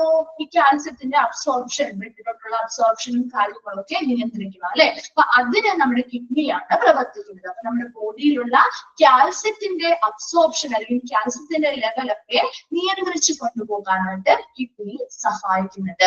അതിനുവേണ്ടി കിഡ്നി വിറ്റാമിൻ ഡിയുടെ ഒരു ആക്റ്റീവ് ഫോം ആയിട്ടുള്ള കാൽസിട്രിയോൾ എന്ന് പറയുന്ന ഹോർമോൺ പ്രൊഡ്യൂസ് ചെയ്യുന്നു. ആ ഹോർമോണിന്റെ സഹായത്തോടു കൂടിയാണ് ആ കാൽസ്യത്തിന്റെ ലെവല് റെഗുലേറ്റ് ചെയ്യുന്നത്. ാണോ? ഈ 3 ഫങ്ഷൻസും കിഡ്നി നല്ല പ്രോപ്പർ ആയിട്ട് വർക്ക് ചെയ്യുന്ന കിഡ്നി ചെയ്യുന്ന പ്രവർത്തനങ്ങളാണ് കേട്ടോ. Okay, then fourth point, when kidneys are unable to perform these functions, കിഡ്നിക്ക് ഇങ്ങനെയുള്ള പ്രവർത്തനങ്ങൾ ചെയ്യാൻ സാധിക്കാതെ വന്നാൽ due to disease or injury, എന്തെങ്കിലും പരിക്കുകൾ പറ്റിയോ അല്ലെങ്കിൽ എന്തെങ്കിലും രോഗങ്ങളുമായി ബന്ധപ്പെട്ടോ ഒക്കെ ആ കിഡ്നിക്ക് നോർമലായിട്ട് ഇങ്ങനെ പ്രവർത്തന രഹിതമായ അല്ലെങ്കിൽ ഇങ്ങനെയുള്ള പ്രവർത്തനങ്ങൾ ചെയ്യാൻ പറ്റാതെ വന്നാല് it is a dialysis that can help the body run as normally as possible. Normally നമ്മുടെ ബോഡി റൺ ചെയ്ത് പോകുന്നത് പോലെ ബോഡി കൊണ്ടുപോകണമെങ്കിൽ എന്തിന്റെ സഹായം അവിടെ ആവശ്യമാണ്? ഡയാലിസിസ് എന്ന് പറയുന്ന ട്രീറ്റ്മെന്റിന്റെ സഹായം ആവശ്യമായിട്ട് വരുന്നു. Without the dialysis the salts and other waste products will pile up in the blood. ഇനി നമ്മളൊരു ഡയാലിസിസ് ഇഞ്ചുറി ആയി അല്ലെങ്കിൽ അവരുടെ കിഡ്നിക്ക് പ്രവർത്തനരഹിതമായി കഴിഞ്ഞാൽ നമ്മൾ ഡയാലിസിസ് ട്രീറ്റ്മെന്റ് എടുത്തില്ലെങ്കിൽ എന്താ പറ്റാം? നമ്മുടെ ബോഡിയില് ബ്ലഡിൽ എന്ത് ചെയ്യുന്നു? സാൾട്ട്, അതുപോലെ മറ്റു വേസ്റ്റ് പ്രൊഡക്ട്സ് മുതലായ കാര്യങ്ങളൊക്കെ അടിഞ്ഞുകൂടുകയും നമ്മുടെ ബോഡിയെ പോയിസണിങ് ചെയ്യുന്നു. അതോടൊപ്പം തന്നെ മറ്റു ഓർഗൻസിനെ കൂടി ഡാമേജ് വരുത്തുകയും ചെയ്യുന്നു. ഇവിടെ നമ്മൾ പറഞ്ഞ കാര്യങ്ങള് ഒരു നോർമൽ ആയിട്ട് നന്നായി പ്രവർത്തിക്കുന്ന ഒരു കിഡ്നി ചെയ്യുന്ന ഫങ്ഷൻസ് ആണ്. അതിൽ ഒന്നാമത് പറഞ്ഞത് കിഡ്നി നന്നായി പ്രവർത്തിക്കുന്ന ഒരു കിഡ്നി നമ്മുടെ ബോഡിയിലുണ്ടെങ്കിൽ അത് നമ്മുടെ ബോഡിയിൽ എക്സ്ട്രാ വാട്ടറോ വേസ്റ്റോ ഇമ്പ്യൂരിറ്റീസ് ഒന്നും അടിഞ്ഞുകൂടാതെ അതിനെയൊക്കെ പ്രിവെന്റ് ചെയ്യുന്നതിൽ തടയുന്നു. രണ്ടാമത് പറഞ്ഞത് ബ്ലഡ് പ്രഷർ നിയന്ത്രിക്കുന്നു. അതോടൊപ്പം ബ്ലഡിലുള്ള കെമിക്കൽ എലമെന്റ്സ് ആയിട്ടുള്ള സോഡിയം, പൊട്ടാസ്യത്തിന്റെ ഒക്കെ ലെവൽ നിയന്ത്രിക്കുന്നു. മൂന്നാമത് കാൽസ്യത്തിന്റെ അബ്സോർപ്ഷൻ നിയന്ത്രിക്കുന്നു. അതിനുവേണ്ടി കിഡ്നി ഒരു active form of vitamin D ആയിട്ടുള്ള കാൽസിട്രിയോൾ എന്ന് പറയുന്ന ഒരു ഹോർമോണിനെ പ്രൊഡ്യൂസ് ചെയ്യുകയും അതിലൂടെ ആ ഒരു ഹോർമോണിന്റെ സഹായത്തോടു കൂടി കാൽസ്യത്തിന്റെ അബ്സോർപ്ഷനെ റെഗുലേറ്റ് ചെയ്യുകയും ചെയ്യും. ഈ പറയുന്ന പ്രവർത്തനങ്ങളെല്ലാം ഒരു കിഡ്നിക്ക് നോർമൽ ആയിട്ട് ചെയ്യാൻ പറ്റാതെ വന്നു കഴിഞ്ഞാൽ അത് ഈ പറയുന്ന എന്തെങ്കിലും ഒരു രോഗത്തിന്റെ ബേസിസിലോ അല്ലെങ്കിൽ ഒരു ഇഞ്ചുറിയുമായി ബന്ധപ്പെട്ടൊക്കെ ആവാം. എന്നാൽ പോലും ഇങ്ങനെ നോർമൽ ആയിട്ട് പ്രവർത്തിക്കാതെ വന്നാൽ നമുക്ക് അവിടെ നോർമൽ ആയിട്ട് ഈ ഫങ്ഷൻസ് നടത്തണമെങ്കിൽ അതിന് എന്തിന്റെ സഹായം വേണ്ടി വരും? ഒരു ഡയാലിസിസ് ട്രീറ്റ്മെന്റിന്റെ സഹായം ആവശ്യമായിട്ട് വരും. ഇനി ഡയാലിസിസ് നമ്മൾ ചെയ്തില്ലെങ്കിൽ നമ്മുടെ ബോഡിയില് ബ്ലഡില് സാൾട്ടോ മറ്റു വേസ്റ്റ് കാര്യങ്ങളൊക്കെ അടിഞ്ഞുകൂടുകയും അത് നമ്മുടെ ബോഡിയെ പോയിസണിങ് ചെയ്യുകയും മറ്റ് ഓർഗൻസിനെ കൂടി ഡാമേജ് വരുത്തുകയും ചെയ്യും. ക്ലിയർ ആണോ? ഹൗ ഇറ്റ്സ് വർക്ക്സ് എന്ന് പറയുന്ന ഭാഗം ഓക്കെ ആണോ?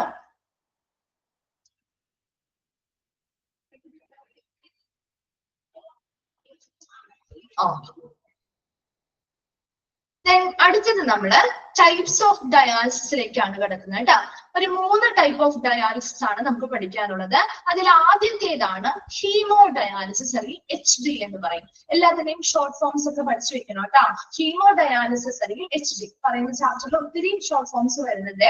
അത് നിങ്ങൾ ഇമ്പോർട്ടന്റ് ആണ്, നോട്ട് ചെയ്ത് വെക്കുക. ചിലപ്പോൾ 1 2 ഒക്കെ എപ്പോഴും ചോദിച്ച് കാണാറുണ്ട് കേട്ടോ. അപ്പൊ ഹീമോ ഡയാലിസിസ് ആണ് ആദ്യത്തെ ടൈപ്പ് എന്ന് പറയുന്നത്. നമ്മൾ കോമൺ ആയിട്ട് കാണുന്നതും അല്ലെങ്കിൽ നമ്മുടെ മെഷീൻസ് ഒക്കെ യൂസ് ചെയ്ത് ചെയ്യുന്ന ഡയാലിസിസ് ഇല്ലേ, അത് തന്നെയാണ് hemodialysis. The most common type of dialysis is hemodialysis. ഒന്നാണെങ്കിലും ചെയ്തിട്ട് ചോദിക്കാനുള്ള ക്വസ്റ്റ്യൻ ആണ് കേട്ടോ. ഏറ്റവും കോമൺ ടൈപ്പ് ആയിട്ടുള്ള dialysis, most common type of dialysis ആണ് hemodialysis എന്ന് പറയുന്നത്. And hemodialysis is a method in which dialysis machine and a special filter called an artificial kidney or a dialyzer is used. അപ്പൊ ഇവിടെ ഹീമോഡയാലിസിസില് ഈ ഒരു മെത്തേഡില് ഒരു dialysis മെഷീനും അതുപോലെ തന്നെ ഒരു സ്പെഷ്യൽ ഫിൽറ്റർ ഉണ്ടായിരിക്കും. നമ്മൾ കണ്ടു കാണുമായിരിക്കും ഡയാലിസിസ് മെഷീനൊക്കെ, നമ്മുടെ പിക്ചറിലൊക്കെ കണ്ടു കാണുമായിരിക്കും അല്ലെ. നമ്മളൊരു ഡയാലിസിസ് മെഷീനും അതുപോലെ ബ്ലഡ് പ്യൂരിഫൈ ചെയ്യാനും വേണ്ടി തിരിച്ചു കയറ്റാനും വേണ്ടി ഒരു സ്പെഷ്യൽ ഫിൽറ്ററും അതിന്റെ കൂടെ ഉണ്ടായിരിക്കും. അതിനെ നമ്മൾ കളക്റ്റീവ് ആയിട്ട് വിളിക്കുന്ന പേരാണ് ആർട്ടിഫിഷ്യൽ കിഡ്നി അല്ലെങ്കിൽ ഡയലൈസർ എന്ന് പറയുന്നത്. എന്തുകൊണ്ടായിരിക്കാം അതിനെ ആർട്ടിഫിഷ്യൽ കിഡ്നി എന്ന് വിളിക്കാൻ കാരണം? എന്തുകൊണ്ടായിരിക്കാം ആർട്ടിഫിഷ്യൽ കിഡ്നി എന്ന് ഈ ഡയാലിസിസ് മെഷീനെയും അതിന്റെ കൂടെയുള്ള സ്പെഷ്യൽ ഫിൽറ്ററിനെയും വിളിക്കുന്നത്? എന്തുകൊണ്ടാവാം? ഇതെങ്ങനെയാണ് ഒരു നോർമൽ കിഡ്നി പ്രവർത്തിക്കുന്ന അല്ലെ? അല്ല, അതുപോലെ തന്നെ അതല്ലേ, നോർമൽ കിഡ്നി പ്രവർത്തിക്കുന്നത് പോലെ തന്നെയാണ് ഇതും പ്രവർത്തിക്കുന്നത്. അതുകൊണ്ടാണ് ഇതിനെ ആർട്ടിഫിഷ്യൽ കിഡ്നി എന്ന് വിളിക്കാൻ കാരണം കേട്ടോ. ആർട്ടിഫിഷ്യൽ കിഡ്നി അല്ലെങ്കിൽ ഡയലൈസർ എന്ന് പറയുന്നത് എന്തിനൊക്കെയാ? ഒരു ഡയാലിസിസ് മെഷീനെയും അതിന്റെ കൂടെയുള്ള സ്പെഷ്യൽ ഫിൽറ്ററിനെയുമാണ്. അപ്പൊ ഹീമോ ഡയാലിസിസ് നമ്മളൊരു ഡയാലിസിസ് മെഷീന്റെയും സ്പെഷ്യൽ ഫിൽറ്ററിന്റെയും സഹായത്തോടു കൂടിയാണ് ഈ ടൈപ്പ് ഓഫ് ഡയാലിസിസ് നമ്മൾ ചെയ്യുന്നത്.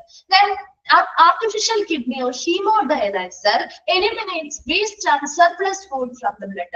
ഈ ആർട്ടിഫിഷ്യൽ കിഡ്നി നമ്മുടെ കിഡ്നി ചെയ്യുന്ന പോലെ തന്നെയുള്ള പ്രവർത്തനങ്ങൾ ചെയ്യുന്നു. നമ്മുടെ ബ്ലഡിലുള്ള വേസ്റ്റസിനെയും അതുപോലെ സർപ്ലസ് ഫ്ലൂയിഡ് അല്ലെങ്കിൽ എക്സസ് ആയിട്ടുള്ള ഫ്ലൂയിഡിനെയൊക്കെ എലിമിനേറ്റ് ചെയ്ത് റിമൂവ് ചെയ്ത് മാറ്റുന്നു. Then the filtered blood is then sent back to the body with the help of a dialysis machine. ഈ ഫിൽറ്റർ ചെയ്തിട്ടുള്ള ബ്ലഡ് തിരിച്ചെന്ത് ചെയ്യുന്നു? ആ വേസ്റ്റ് ഒക്കെ റിമൂവ് ചെയ്ത് കഴിഞ്ഞ് ആ ഫിൽറ്റർ ആയിട്ടുള്ള ബ്ലഡ് തിരിച്ച് നമ്മൾ ആ ഡയാലിസിസ് മെഷീന്റെ സഹായത്തോടു കൂടി അവരുടെ ബോഡിയിലേക്ക് തന്നെ തിരിച്ച് എന്ത് ചെയ്യുന്നു? സെറ്റ് ചെയ്ത് കൊടുക്കുകയാണ് ചെയ്യുന്നത്. ഇനി ബിഫോർ സ്റ്റാർട്ടിങ് ഹീമോ ഡയാലിസിസ്, ഒരു ഹീമോ ഡയാലിസിസ് സ്റ്റാർട്ട് ചെയ്യുന്നതിന് മുമ്പ് നമ്മൾ ഒരു ചെറിയ മൈനർ സർജറി നടത്തും. എന്തിനു വേണ്ടിയായിരിക്കാം ഒരു മൈനർ സർജറി നടത്തുന്നത്? എന്തിനു വേണ്ടിയായിരിക്കാം? ഡയാലിസിസ് ചെയ്തവർക്ക് പരിചയമുള്ളവരുണ്ടെങ്കിൽ അറിയാൻ പറ്റും. ചെറിയൊരു മൈനർ സർജറി നടത്തും. ഒന്നല്ലെങ്കിൽ ചിലപ്പോൾ അവരുടെ കയ്യിലായിരിക്കാം, അല്ലെങ്കിൽ ചിലപ്പോൾ നെക്ക് ഏരിയയിലായിരിക്കാം, അല്ലെങ്കിൽ കാലിലായിരിക്കാം, ലെഗ് ഭാഗത്തായിരിക്കാം. എവിടെയെങ്കിലും ഒരു ചെറിയ മൈനർ സർജറി നടത്തും. കാരണം എന്തിനാ? നമുക്ക് ഇവരുടെ ബോഡിയിൽ നിന്ന് ബ്ലഡ് എടുക്കണ്ടേ, തിരിച്ചിവരുടെ ബോഡിയിലേക്ക് കയറ്റാൻ വേണ്ടി അല്ലെ? അപ്പൊ അങ്ങനെ ബ്ലഡ് ആ ഒരു പ്രൊസീജിയർ ചെയ്യാൻ വേണ്ടിയിട്ട് നമ്മളൊരു ചെറിയ മൈനർ സർജറി നടത്തി ഒരു വാസ്കുലാർ അസസ് സൈറ്റ് കണ്ടെത്തുന്നു. എന്താണ് ഒരു vascular access site? opening into one of your blood vessels. നമ്മുടെ ഏതെങ്കിലും ഒരു ബ്ലഡ് വെസൽസിലോട്ടുള്ള ഒരു ഓപ്പണിംഗ് ക്രിയേറ്റ് ചെയ്യുന്നതിനെയാണ് വാസ്കുലാർ അസസ് സൈറ്റ് എന്ന് പറയുന്നത്. പ്രധാനമായിട്ടും മിക്കവരുടെയും കയ്യിൽ തന്നെയാണ്, ആംസിലാണ് ചെയ്യാറ്. അല്ലെന്നുണ്ടെങ്കിൽ ആംസിലുള്ള വെയിൻസ് കാര്യങ്ങളോ ലാർജ് അല്ല, ഇനഫ് അല്ല എന്നുണ്ടെങ്കിൽ ലെഗിൽ ചെയ്യാറുണ്ട്. അല്ലെങ്കിൽ ഒരു ഇമ്മീഡിയറ്റ് ആയിട്ട് ചെയ്യണമെന്നുണ്ടെങ്കിൽ നെക്ക് ഭാഗത്ത് വെയിൻസ് ഒക്കെയാണ് യൂസ് ചെയ്യാറ്. അപ്പൊ അങ്ങനെ ഒരു വെയിൻ കണ്ടെത്തി അതിലേക്ക് ഒരു ഓപ്പണിംഗ് ക്രിയേറ്റ് ചെയ്യണം. അതിനു വേണ്ടിയാണ് ഒരു മൈനർ സർജറി ചെയ്യുന്നത്. അങ്ങനെ നമ്മൾ മൈനർ സർജറി ചെയ്ത് ആ ഒരു വെയിനിലേക്കുള്ള അല്ലെങ്കിൽ ആ ഒരു ബ്ലഡ് വെസലിലേക്കുള്ള ആ ഒരു ഓപ്പണിങ്ങിനെ വിളിക്കുന്ന പേരാണ് നമ്മൾ വാസ്കുലാർ അസസ് സൈറ്റ് എന്ന് പറയുന്നത്. നോട്ട് ചെയ്യണം കേട്ടോ. വാസ്കുലാർ അസസ് സൈറ്റ് എന്ന് പറഞ്ഞാൽ opening into one of your blood vessels. Normally in the patients ആമർ, പ്രധാനമായിട്ടും പേഷ്യൻസിന്റെ ആമർ അല്ലെങ്കിൽ കൈകളിലായിരിക്കും. And the access site is important to have an easy way to get the blood from the body. അപ്പൊ നമുക്ക് ഈ vascular assess സൈറ്റിലൂടെ എളുപ്പത്തിൽ നമുക്ക് ഈ ഒരു ഫിൽട്രേഷന് വേണ്ടിയിട്ടുള്ള ബ്ലഡ് ആ പേഷ്യന്റിന്റെ ബോഡിയിൽ നിന്ന് എടുക്കാനും ആ ഒരു ഡയാലിസിസ് മെഷീനിലൂടെ പാസ് ചെയ്ത് വിട്ട് ഫിൽട്രേഷൻ കഴിഞ്ഞ് പ്യൂരിഫൈ ചെയ്ത് തിരിച്ച് അവരുടെ ബോഡിയിലേക്ക് തന്നെ എളുപ്പത്തിൽ കയറ്റാനും വേണ്ടിയിട്ടാണ് ഇങ്ങനെ ഒരു സൈറ്റ് ക്രിയേറ്റ് ചെയ്യുന്നത്. ാണോ? ഹീമോ ഡയാലിസിസ് എന്ന് പറഞ്ഞാൽ ഏറ്റവും കോമൺ ആയിട്ട് യൂസ് ചെയ്യുന്ന ടൈപ്പ് ഓഫ് ഡയാലിസിസ് ആണ്.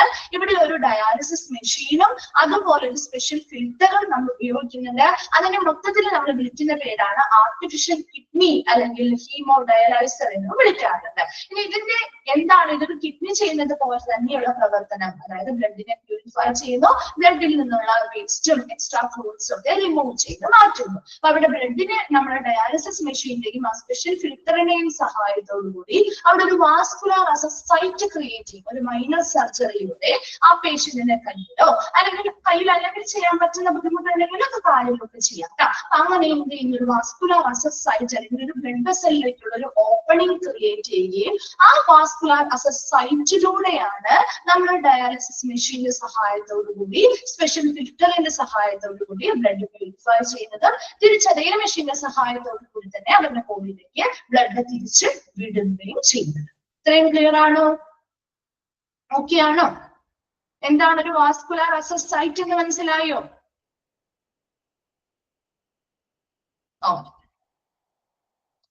പിന്നെ നമ്മള് വാസ്കുലാർ അസസ് സൈറ്റുകൾ 3 ടൈപ്പ് ഉണ്ട്. അതാണ് ഇനി പഠിക്കാൻ പോകുന്നത് കേട്ടാ.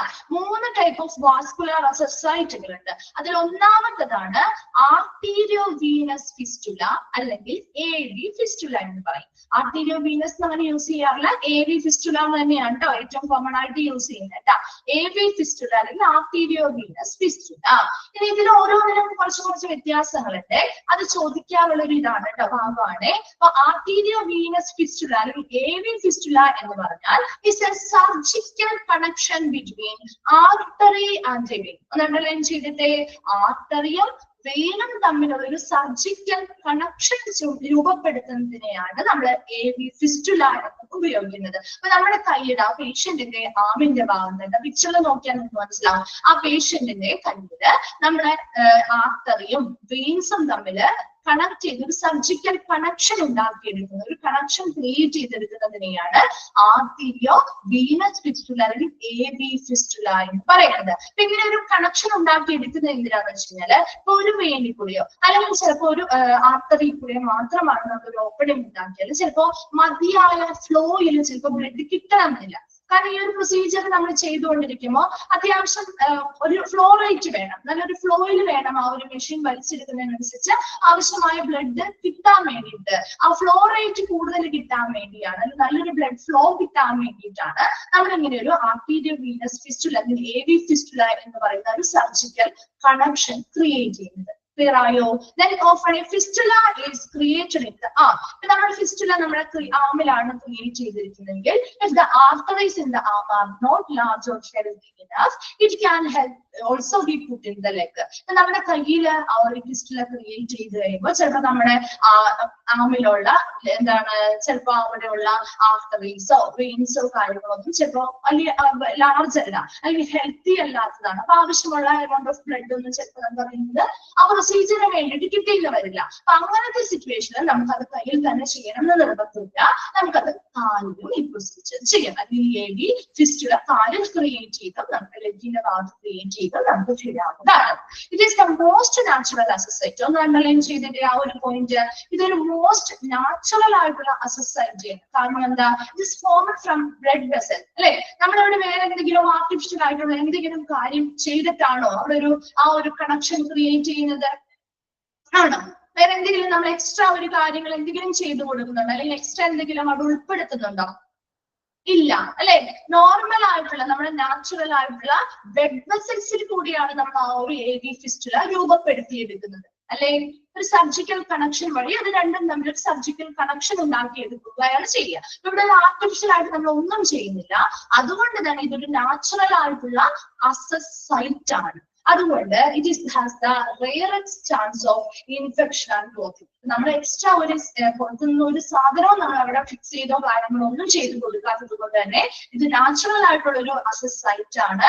അതുകൊണ്ട് തന്നെ ഇവിടെ ഇൻഫെക്ഷൻ ഉണ്ടാവാനും ക്ലോട്ടിംഗ് ഒക്കെ ഉണ്ടാവാനായിട്ടുള്ള ചാൻസ് വളരെ കുറവുമാണ്. ഒന്നാമത്തത് നമ്മള് ഏതാണ്, വീനസ് കത്തീഡ്രൽ പ്ലേസ്മെന്റ്, അതുപോലെ ആർട്ടീരിയോ വീനസ് ഫിസ്റ്റുല, അതുപോലെ AV ഗ്രാഫ്റ്റ്. ഇതിൽ 3 എണ്ണമാണ് നമുക്ക് പഠിക്കാനുള്ളത്. അതിൽ ഒന്നാമത് നമ്മൾ AV ഫിസ്റ്റുലയാണ് പഠിച്ചത്. ആർട്ടീരിയോ വീനസ് ഫിസ്റ്റുല അല്ലെങ്കിൽ AV ഫിസ്റ്റുല എന്ന് പറഞ്ഞാല് ഇതൊരു സർജിക്കൽ കണക്ഷൻ ആണ്. എന്തൊക്കെ തമ്മിലുള്ള സർജിക്കൽ കണക്ഷനാ? ആർട്ടറിയും വെയിനും തമ്മിലുള്ള ഒരു സർജിക്കൽ കണക്ഷൻ ആണ് ആർട്ടീരിയോ വീനസ് ഫിസ്റ്റുല അല്ലെങ്കിൽ AV ഫിസ്റ്റുല എന്ന് പറയുന്നത്. ഈ AV ഫിസ്റ്റുല എന്ന് പറയുന്നത് നമുക്ക് കൂടുതലായിട്ട് നമ്മൾ കൈകളിൽ അല്ലെങ്കിൽ ആംസിലാണ് ചെയ്യാറ്. ഈ ആംസിലെ ആർട്ടറീസും വെയിൻസും ഒന്നും വളരെ ഹെൽത്തി അല്ല അല്ലെങ്കിൽ വലുതല്ല എന്നുണ്ടെങ്കിൽ നമുക്ക് അത് എന്ത് ചെയ്യാം, ലെഗിലുണ്ട്. ഇതേ സെയിം പ്രൊസീജിയർ നമുക്ക് ലെഗിൽ ചെയ്തും പ്രൊസീജിയർ ചെയ്യാവുന്നതാണ്. ഇനി നമ്മുടെ ഈ ഒരു AV ഫിസ്റ്റുല എന്ന് പറയുന്നത് ഒരു നാച്ചുറൽ ആയിട്ടുള്ള അസസ് സൈറ്റ് ആണ്. കാരണം അത് ബ്ലഡ് വെസൽസിൽ നിന്നും രൂപപ്പെടുത്തിയിരിക്കുന്ന ഒരു സൈറ്റ് ആയതുകൊണ്ട് തന്നെ ഇവിടെ ഇൻഫെക്ഷൻ ഉണ്ടാവാൻ അല്ലെങ്കിൽ ക്ലോട്ടിംഗ് ഉണ്ടാവാനൊക്കെ വളരെ റയറസ്റ്റ് ചാൻസും ആയിരിക്കും. ക്ലിയർ ആണോ AV ഫിസ്റ്റുല? നിങ്ങൾ കണ്ടിട്ടില്ലേ, ഇത് ഡയാലിസിസ് ചെയ്ത ആളുകളുടെ കയ്യില് അവര് ഓൾറെഡി അതിനെ എന്ത് ചെയ്യും, കവർ ചെയ്തൊക്കെ സൂക്ഷിച്ച് പ്രൊട്ടക്ട് ചെയ്ത് വെച്ചിട്ടുണ്ടാവും. ആ ട്രീറ്റ്മെന്റ് നടത്തുന്ന സമയമൊക്കെ അവരുടെ കയ്യിൽ അത് ഉണ്ടാവും കേട്ടോ. ചിലർക്ക് കഴുത്തിൽ കണ്ടു കാണും നിങ്ങൾ, അത് നമ്മൾ പഠിക്കുന്നുണ്ട് കേട്ടോ. ചിലരുടെ കഴുത്തിലായിരിക്കും നിങ്ങൾ കണ്ടിട്ടുണ്ടാവില്ലേ, കണ്ടിട്ടുണ്ടാവും. ചിലരുടെ കഴുത്തിന്റെ നെക്കിന്റെ ഭാഗത്ത് ചെയ്യുന്നത് കണ്ടിട്ടില്ല? ഓക്കെ, കണ്ടിട്ടുണ്ട്. അപ്പൊ അത് ഓരോന്നും വ്യത്യസ്തമാണ്. അപ്പൊ അത് ഓരോ സൈറ്റിനനുസരിച്ചാണ് കേട്ടോ. അപ്പൊ അത് നമ്മൾ പഠിക്കുന്നുണ്ട്. കഴുത്തിന് ചെയ്യുന്നത് വേറൊരു സൈറ്റ് വഴിയാണ്, വേറൊരു മെത്തേഡാണ്. അപ്പൊ അത് നമ്മൾ പഠിക്കുന്നുണ്ട് കേട്ടോ. അപ്പൊ ഇവിടെ നോർമൽ ആയിട്ട് നമ്മൾ കൂടുതൽ AV ഫിസ്റ്റുലാസ് ആണ് മിക്ക ആളുകൾക്കും പ്രിഫർ ചെയ്യുന്നത്. കാരണം അവിടെ ഇൻഫെക്ഷനുള്ള ചാൻസ് കുറവാണ്, ക്ലോട്ടിങ്ങിനുള്ള ചിലർക്ക് ബ്ലഡ് ഒക്കെ ക്ലോട്ട് ആവാൻ സാധ്യതയുണ്ട്. അപ്പൊ അങ്ങനെയുള്ളതൊക്കെ അതിന്റെയൊക്കെ ചാൻസ് കുറവുള്ളത് കൊണ്ടാണ് നമ്മൾ ഈ ചെറിയ മൈനർ സർജറി ഒക്കെ നടത്തി ഈ പറയുന്ന AV ഫിസ്റ്റുലേക്ക് ക്രിയേറ്റ് ചെയ്ത് പെട്ടെന്ന് ഒരു ദിവസം കൊണ്ട് നമുക്ക് ക്രിയേറ്റ് ചെയ്തെടുക്കാൻ പറ്റുന്നതല്ല കേട്ടോ. നമ്മൾ അങ്ങനെ ഒരു മൈനർ സർജറി ചെയ്ത് കുറച്ച് ദിവസം എടുക്കും. ചിലപ്പോൾ കുറച്ച് മാസങ്ങളോ ചിലപ്പോൾ കുറച്ച് ആഴ്ചകളോ, അതിന്റെയൊക്കെ കണക്ക് നമ്മൾ പറയുന്നുണ്ട്. ആ ഒരു കുറച്ച് മാസങ്ങളോ അല്ലെങ്കിൽ ആഴ്ചകളോ ഒക്കെ വെയിറ്റ് ചെയ്ത് ഇത് ഉണങ്ങി അത് റെഡി ആകുമ്പോൾ മാത്രമേ നമുക്ക് പ്രൊസീജിയർ ചെയ്യാൻ പറ്റുള്ളൂ. അല്ലാതെ ഇന്ന് സർജറി നടത്തി പിറ്റേ ദിവസം നമുക്ക് ഡയാലിസിസ് സ്റ്റാർട്ട് ചെയ്യാൻ പറ്റില്ല. അപ്പൊ അതിനനുസരിച്ച് കുറച്ച് ദിവസങ്ങളും കാര്യങ്ങളും സമയമെടുത്തേ നമുക്ക് ചെയ്യാൻ പറ്റുള്ളൂ. അപ്പൊ അടുത്തത് പറയുമ്പോഴും അതുപോലെ തന്നെയാണ്. ഇനി അടുത്ത മൂന്നാമതാണ് വാസ്കുലർ കത്തീറ്റർ എന്ന് പറയുന്ന പ്രൊസീജിയർ ആണ് നമ്മൾ കഴുത്തിനെടുക്കുന്നത്. അതെന്ന് പറയുമ്പോൾ കഴുത്തിനെടുക്കുന്നത് എന്തുകൊണ്ടാന്ന് വെച്ച് കഴിഞ്ഞാല് പെട്ടെന്ന് ഇപ്പൊ നമുക്ക് ഒരാൾക്ക് ഭയങ്കരമായിട്ട് അവർ പെട്ടെന്ന് ഒരു കിഡ്നി ഫെയിലിയർ വന്നു, അവരുടെ കണ്ടീഷൻ വളരെ ക്രിട്ടിക്കൽ ആണ് വിചാരിക്കുക. അപ്പൊ ആ സമയത്ത് നമുക്ക് ഈ പറയുന്ന കുറച്ച് സമയമൊക്കെ എടുത്ത് ഈ സർജറി മൈനർ സർജറി നടത്തി ഈ സൈറ്റ് ക്രിയേറ്റ് ചെയ്ത് ഒരു 2 ആഴ്ച കഴിഞ്ഞിട്ട് ചെയ്യാം എന്ന് പറഞ്ഞാൽ ശരിയാവുമോടാ? ശരിയാവില്ല അല്ലെ? അപ്പൊ അങ്ങനെ ശരിയാവാതെ വരുമ്പോൾ ഉടനെ ചിലപ്പോൾ അവർക്ക് ഡയാലിസിസ് സ്റ്റാർട്ട് ചെയ്യേണ്ടി വരുന്ന പേഷ്യൻസ് ഉണ്ടാവും അല്ലെ, പെട്ടെന്ന് ക്രിട്ടിക്കൽ ആയിട്ട് പോകുമ്പോ. അപ്പൊ അങ്ങനെ വരുന്ന കണ്ടീഷൻ നമുക്ക് സമയമില്ല. നമുക്ക് അവർക്ക് ഈ പറയുന്ന സൈറ്റ് ക്രിയേറ്റ് ചെയ്തെടുത്ത് അത് ഉടനെ അത് റിക്കവർ ആയി അത് റെഡി ആക്കി എടുക്കാനുള്ള സമയമില്ലാതെ വരുമ്പോ ആണ് നമ്മൾ ഈ കഴുത്തിനുള്ള പ്രൊസീജിയർ ചെയ്യും കേട്ടോ. അപ്പൊ അത് ഒരുപാട് സമയം നമുക്ക് നീട്ടിവെക്കാനും പറ്റില്ല. നമ്മൾ ഈ ഒരു അതിനോടൊപ്പം തന്നെ നമ്മൾ ഈ കയ്യിലോ അല്ലെങ്കിൽ ലെഗിലോ നമ്മൾ ഈ പറയുന്ന AV ഫിസ്റ്റുലയോ അല്ലെങ്കിൽ AV ഗ്രാഫ്റ്റോ ക്രിയേറ്റ് ചെയ്ത് അത് റെഡി ആയി കഴിയുമ്പോൾ ഈ കഴുത്തിൽ നിന്നുള്ളത് നമ്മൾ ഈ കയ്യിലേക്ക് മാറ്റും. മനസ്സിലായോ? ഈ 2 എണ്ണത്തിൽ ഏതെങ്കിലും ഒന്നത്തിലേക്ക് പെർമനന്റ് ആയിട്ട് മാറ്റും. ഓക്കെ ആണോ? അടുത്തതിൽ പറയട്ടെ. ഓക്കെ, നെക്സ്റ്റ് വരുന്നത് AV ഗ്രാഫ്റ്റ്. രണ്ടാമതാണ് കേട്ടോ, arteriovenous graft അല്ലെങ്കിൽ AV graft. It is a kind of access used for hemodialysis. നമ്മൾ ഹീമോഡയാലിസിസിന് ഉപയോഗിക്കുന്ന ഒരു തരത്തിലുള്ള അസസ് സൈറ്റ് ആണ് നമ്മുടെ വാസ്കുലർ AV ഗ്രാഫ്റ്റ് അല്ലെങ്കിൽ arteriovenous graft എന്ന് പറയുന്നത്. ഇതില് ഗ്രാഫ്റ്റ് എന്ന് പറഞ്ഞാല് നിങ്ങൾ ആ പിക്ചർ നോക്കി, അവിടെ ഒരു വൈറ്റ് കളർ ഒരു ഗ്രാഫ്റ്റ് എന്ന് പറഞ്ഞിട്ട് എഴുതി കാണിച്ചിരിക്കുന്നത് കണ്ടോ? ഒരു വൈറ്റ് കളറ് ഒരു ട്യൂബ് പോലത്തെ സാധനം ഘടിപ്പിച്ചിരിക്കുന്നത് കണ്ടോ? അതാണ് ശരിക്കും ഗ്രാഫ്റ്റ് എന്ന് പറയുന്നത് കേട്ടോ. The graft is normally placed in the arm but may be placed in the leg if needed. അപ്പൊ നമുക്ക് കൂടുതലായിട്ട് നമ്മൾ കൈകളിലാണ് ചെയ്യാറെങ്കിൽ പോലും ചെയ്യാൻ പറ്റാത്തൊരു കണ്ടീഷൻ വന്നാൽ കാലുകളിലും ഇതേ പ്രൊസീജിയർ ചെയ്യാറുണ്ട്. അങ്ങനെ AV graft is the connection of a vein and artery. നേരത്തെ നമ്മൾ പറഞ്ഞു സർജിക്കൽ കണക്ഷൻ എന്ന് പറഞ്ഞു. ഇവിടെ ആർട്ടറിയും വെയിനും തമ്മിൽ കണക്ട് ചെയ്യുന്നത് എന്തിന്റെ സഹായത്തോടു കൂടിയാ? Uses A hollow synthetic tube. ഒരു ഓപ്പൺ ആയിട്ടുള്ള ഒരു സിന്തറ്റിക് ആയിട്ട് അതായത് ആർട്ടിഫിഷ്യലി ഉണ്ടാക്കിയെടുത്ത ഒരു ട്യൂബിന്റെ സഹായത്തോടു കൂടിയാണ് നമ്മൾ ആർട്ടറിയും വെയിനും തമ്മിൽ ഒരു കണക്ഷൻ ഉണ്ടാക്കിയെടുക്കുകയാണ്. ആ ഒരു കണക്ഷനെ വിളിക്കുന്ന പേരാണ് ആക്ച്വൽ ഗ്രാഫ്റ്റ് എന്ന് പറയുന്നത്. മനസ്സിലായോ? ഇവിടെ ഒരു കണക്ഷൻ ഉണ്ടാക്കിയെടുക്കുകയാണ്. ആർട്ടറിയും വെയിനും തമ്മിൽ ഒരു കണക്ഷൻ ഉണ്ടാക്കിയെടുക്കുന്നു. ആ കണക്ഷൻ എന്തിലൂടെയാണ് നമ്മൾ ഉണ്ടാക്കിയെടുക്കുന്നത്? എന്ത് ഉപയോഗിച്ചുകൊണ്ടാണ്?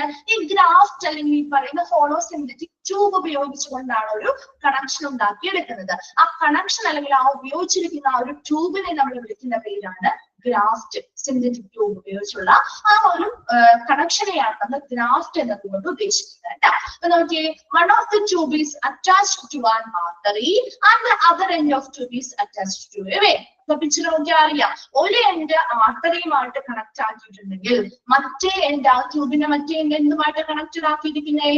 വെയിനുമായിട്ടാണ് കണക്റ്റഡ് ആക്കിയിരിക്കുന്നത് അല്ലെ. രണ്ടും വ്യത്യസ്തമായിട്ടാണ് കണക്ട് ചെയ്ത് വെച്ചിരിക്കുന്നത്. അപ്പൊ ഇങ്ങനെ ഒരു കണക്ഷൻ ഉണ്ടാക്കി എടുക്കുന്നതിന്റെയും പ്രധാന കാരണം എന്ന് പറയുന്നത് ആ ബ്ലഡിന്റെ ഫ്ലോ റേറ്റ് കൂട്ടാൻ വേണ്ടിയിട്ടാണ്. അതായത് ഒത്തിരി നമുക്ക് പ്രൊസീജിയർ ചെയ്യുമ്പോൾ നമുക്കറിയാം വളരെ കുറച്ചധികം എമൗണ്ട് ഓഫ് ബ്ലഡ് കയറിയാലാണ് നമുക്ക് പ്യൂരിഫൈ ചെയ്ത് അതിനനുസരിച്ച് പ്രൊസീജിയർ വേഗം ചെയ്ത് തീർക്കാൻ പറ്റുള്ളൂ. അപ്പൊ അതിനനുസരിച്ച് ബ്ലഡിന്റെ ഫ്ലോ റേറ്റ് കൂട്ടണമെങ്കിൽ നമുക്ക് അവിടെ ഒരു കണക്ഷൻ വേണം. അപ്പൊ അത് നോക്കി ഇവിടെ ഓൾറെഡി പറയുന്നുണ്ട് കേട്ടോ. This connection result in the blood flowing from high pressure artery. ഇങ്ങനെ ഒരു കണക്ഷൻ ഉണ്ടാക്കിയെടുത്താൽ സ്വാഭാവികമായിട്ടും നമ്മൾ ഒരു വെള്ളമൊക്കെ എടുത്തു കഴിഞ്ഞാല് അല്ലെങ്കിൽ ലിക്വിഡ് എന്തെടുത്താലും അതൊരു സ്ഥലത്ത് നമ്മൾ ഒഴിച്ചാല് അത് എവിടെ നിന്ന് എവിടേക്കായിരിക്കും ഫ്ലോ ഉണ്ടാവുക? കൂടിയ സ്ഥലത്ത് നിന്നും കുറഞ്ഞ സ്ഥലത്തേക്കല്ലേ അത് ഒഴുകുക, അല്ലെ? നമ്മുടെ ബ്ലഡ് ആണെങ്കിലും വാട്ടർ ആണെങ്കിലും എന്ത് ലിക്വിഡ് ആണെങ്കിലും അങ്ങനെയല്ലേ? കൂടിയ സ്ഥലത്ത് നിന്നും കുറഞ്ഞ സ്ഥലത്തേക്ക് അല്ലെങ്കിൽ കൂടിയ പ്രഷറുള്ള ഏരിയയിൽ നിന്ന് വരുന്ന ബ്ലഡ് ആണ് കുറഞ്ഞ പ്രഷറുള്ള ഏരിയയിലേക്ക് ആയിരിക്കുമ്പോൾ അല്ലെ ഹൈറ്റ് ലോ ആയിരിക്കും. അപ്പൊ അതുപോലെ തന്നെ ഇവിടെയും ആ ഒരു ആർട്ടറിയിലൂടെ വരുന്ന ബ്ലഡിന് ഹൈ പ്രഷറും എന്താണ് ഹൈ ഫ്ലോയും ആയിരിക്കും. അത് നമ്മുടെ ഈ ഒരു കണക്ഷൻ നമ്മൾ കൊടുത്തിട്ടുണ്ടല്ലോ. അങ്ങനെ ഒരു കണക്ഷൻ കൊടുക്കുമ്പോൾ അതിലൂടെ കണക്ഷനിലൂടെ ഈ ലോ പ്രഷർ വെയിനിലേക്ക് ഇവിടെ ഒരു കണക്ഷൻ അല്ലെങ്കിൽ ആ ഒരു ഫ്ലോ റേറ്റ് നമുക്ക് കൂടുതൽ കിട്ടും. അപ്പൊ അങ്ങനെ ഫ്ലോ റേറ്റ് കൂടുതൽ കിട്ടുമ്പോൾ ഈ ഗ്രാഫ്റ്റിലൂടെയാണ് നമ്മൾ എന്ത് ചെയ്യുന്നത്? ആ ഡയാലിസിസ് മെഷീൻ കണക്ട് ചെയ്യുന്നത്. അപ്പൊ ആ ഫ്ലോ റേറ്റ് കൂടുതലല്ലേ അവിടെ? അപ്പൊ ആ ഒരു ട്യൂബിന്റെ കൂടെ നമ്മൾ ഒരു ഡയാലിസിസ് മെഷീനുമായിട്ട് ഒരു കണക്ഷൻ ക്രിയേറ്റ് ചെയ്ത് അതിലൂടെയാണ് നമ്മുടെ ബ്ലഡ് ഡയാലിസിസ് മെഷീനിൽ പ്യൂരിഫൈ ചെയ്യാനും തിരിച്ചു കയറ്റാനും ഒക്കെ എടുക്കുന്നത് കേട്ടോ. അപ്പൊ അവിടെ ഒരു ഫ്ലോ റേറ്റ് കൂടുതൽ കിട്ടാൻ വേണ്ടിയിട്ടാണ് അങ്ങനെ ഒരു കണക്ഷൻ ക്രിയേറ്റ് ചെയ്തെടുക്കുന്നത്. Consequently, the blood flow through graft provides a flow rate. അപ്പൊ ഇങ്ങനെ ഒരു ഗ്രാഫ്റ്റിലൂടെ ഈ ബ്ലഡ് ഇങ്ങനെ ഫ്ലോ ചെയ്യുമ്പോൾ ഒരു ഫ്ലോ റേറ്റ് കൂടുകയും that will supply enough blood to provide a suitable hemodialysis treatment. Hemodialysis treatmentന് അനുയോജ്യമായിട്ടുള്ള amount of blood നമുക്ക് ഇതുവഴി കിട്ടുകയും ചെയ്യും. And AV graft provides a solution for small or big veins. AV graft എന്ന് പറയുന്നത് നമുക്ക് ഒരു ചെറിയ വെയിൻസ് ആണെന്ന് വിചാരിക്കുക, അല്ലെങ്കിൽ വളരെ വീക്ക് ആയിട്ടുള്ള ചെറിയ വെയിൻസോ കാര്യങ്ങളോ ഒക്കെ ആണെങ്കിൽ നമുക്ക് ഈ AV ഗ്രാഫ്റ്റ് ആണ് അതിനുള്ള ഒരു സൊല്യൂഷൻ. കാരണം അവിടെ ഒരു സർജിക്കൽ കണക്ഷൻ ഉണ്ടാക്കാൻ അപ്പൊ സാധിച്ചെന്ന് വരില്ല. ചെറിയ വെയിൻസ് ആണ്, വീക്ക് വെയിൻസ് ആണെങ്കിൽ ഒരു സർജിക്കൽ കണക്ഷൻ നമുക്ക് ഉണ്ടാക്കാൻ പറ്റുന്നില്ല. അപ്പൊ അങ്ങനെ വരുമ്പോൾ നമുക്ക് ഇത് തമ്മിൽ കണക്ട് ചെയ്യുന്നതിന് വേണ്ടി ഒരു ഗ്രാഫ്റ്റ് അല്ലെങ്കിൽ ഈ പറയുന്ന സിന്തറ്റിക് ട്യൂബ് ഉപയോഗിച്ചുകൊണ്ട് നമുക്ക് കണക്ട് ചെയ്ത് ഈ പ്രൊസീജിയർ ചെയ്യാൻ പറ്റും. മനസ്സിലായോ? AV ഗ്രാഫ്റ്റ് എന്താന്നുള്ളത്? എന്താണ് ഗ്രാഫ്റ്റ് എന്നുള്ളത് മനസ്സിലായോ? ക്ലിയർ ആണോ? ആ ഒരു ഹോളോ സിന്തറ്റിക് ട്യൂബിനെയാണ് നമ്മൾ ഗ്രാഫ്റ്റ് എന്ന് വിളിക്കുന്നത്. അതൊരു വെയിനെയും ആർട്ടറിയും തമ്മിലാണ് കണക്ട് ചെയ്യുന്നത്. അപ്പൊ അതുവഴി ആ ഒരു flow rate blood high pressure high volume flow ഉള്ള ബ്ലഡ് എന്ത് ചെയ്യുന്നു? ലോ പ്രഷർ ലോ വോളിയം ഉള്ള വെയിനിലേക്ക് ഫ്ലോ ചെയ്ത് പോകുമ്പോൾ ആ ഫ്ലോ റേറ്റ് വഴി നമുക്ക് ആവശ്യമുള്ള ട്രീറ്റ്മെന്റിന് ആവശ്യമുള്ള ബ്ലഡ് കിട്ടുകയും ചെയ്യും. ഇതൊരു സ്മോൾ ഓർ വീക്ക് വെയിൻസിന് വേണ്ടിയുള്ള ഒരു സൊല്യൂഷൻ ആയിട്ട് നമുക്ക് AV ഗ്രാഫ്റ്റ് ഉപയോഗിക്കാം. ആ സെന്റൻസ് ഒന്ന് അനലൈസ് ചെയ്യുന്നുണ്ട് കേട്ടോ. ലാസ്റ്റ് സെന്റൻസ് ഓക്കെ ആണോ? AV ഗ്രാഫ്റ്റ് ക്ലിയർ ആണോ?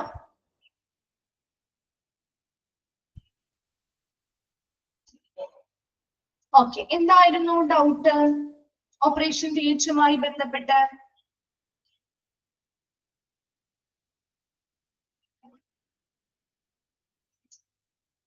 അഞ്ജു അല്ലേ ചോദിച്ചത്?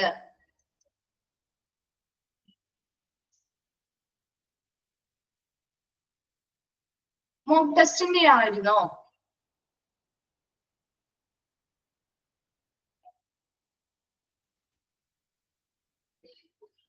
Which of the following is not a benefit of using medical imaging?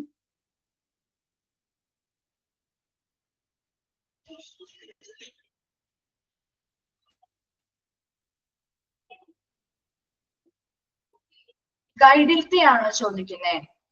ഗൈഡിൽ എങ്ങനെയാണ് കൊടുത്തിരിക്കുന്നത് എന്നാണോ പറയുന്നേ? മിസ്സിനെ മനസ്സിലായില്ലല്ലോ. ഗൈഡില് ആൻസർ ഇങ്ങനെയാ കൊടുത്തിരിക്കുന്നത് അല്ലേ? അതല്ലേ മോൾ ഉദ്ദേശിച്ചേ?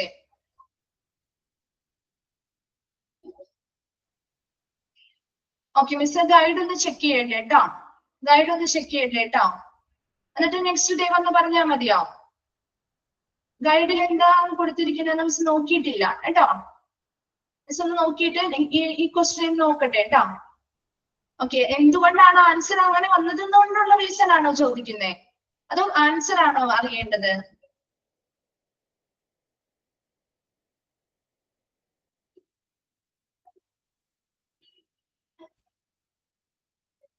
ഒന്ന് മെസ്സേജ് ചെയ്യാം. റീസൺ ആണ്. ഓക്കെ, മിസ് നോക്കട്ടെ കേട്ടോ. ഗൈഡിൽ എങ്ങനെയാ കൊടുത്തിരിക്കുന്നത് ഇങ്ങനെ വായിക്കുമ്പോൾ എന്താണെന്നുള്ളത് മനസ്സിലാവുന്നില്ല.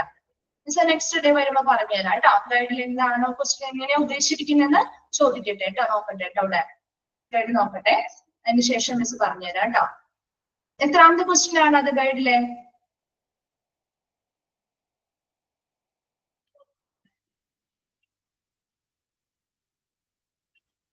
ക്വസ്റ്റ്യൻ നമ്പർ ഒന്ന് മിസ്സിന് പറയാമോ?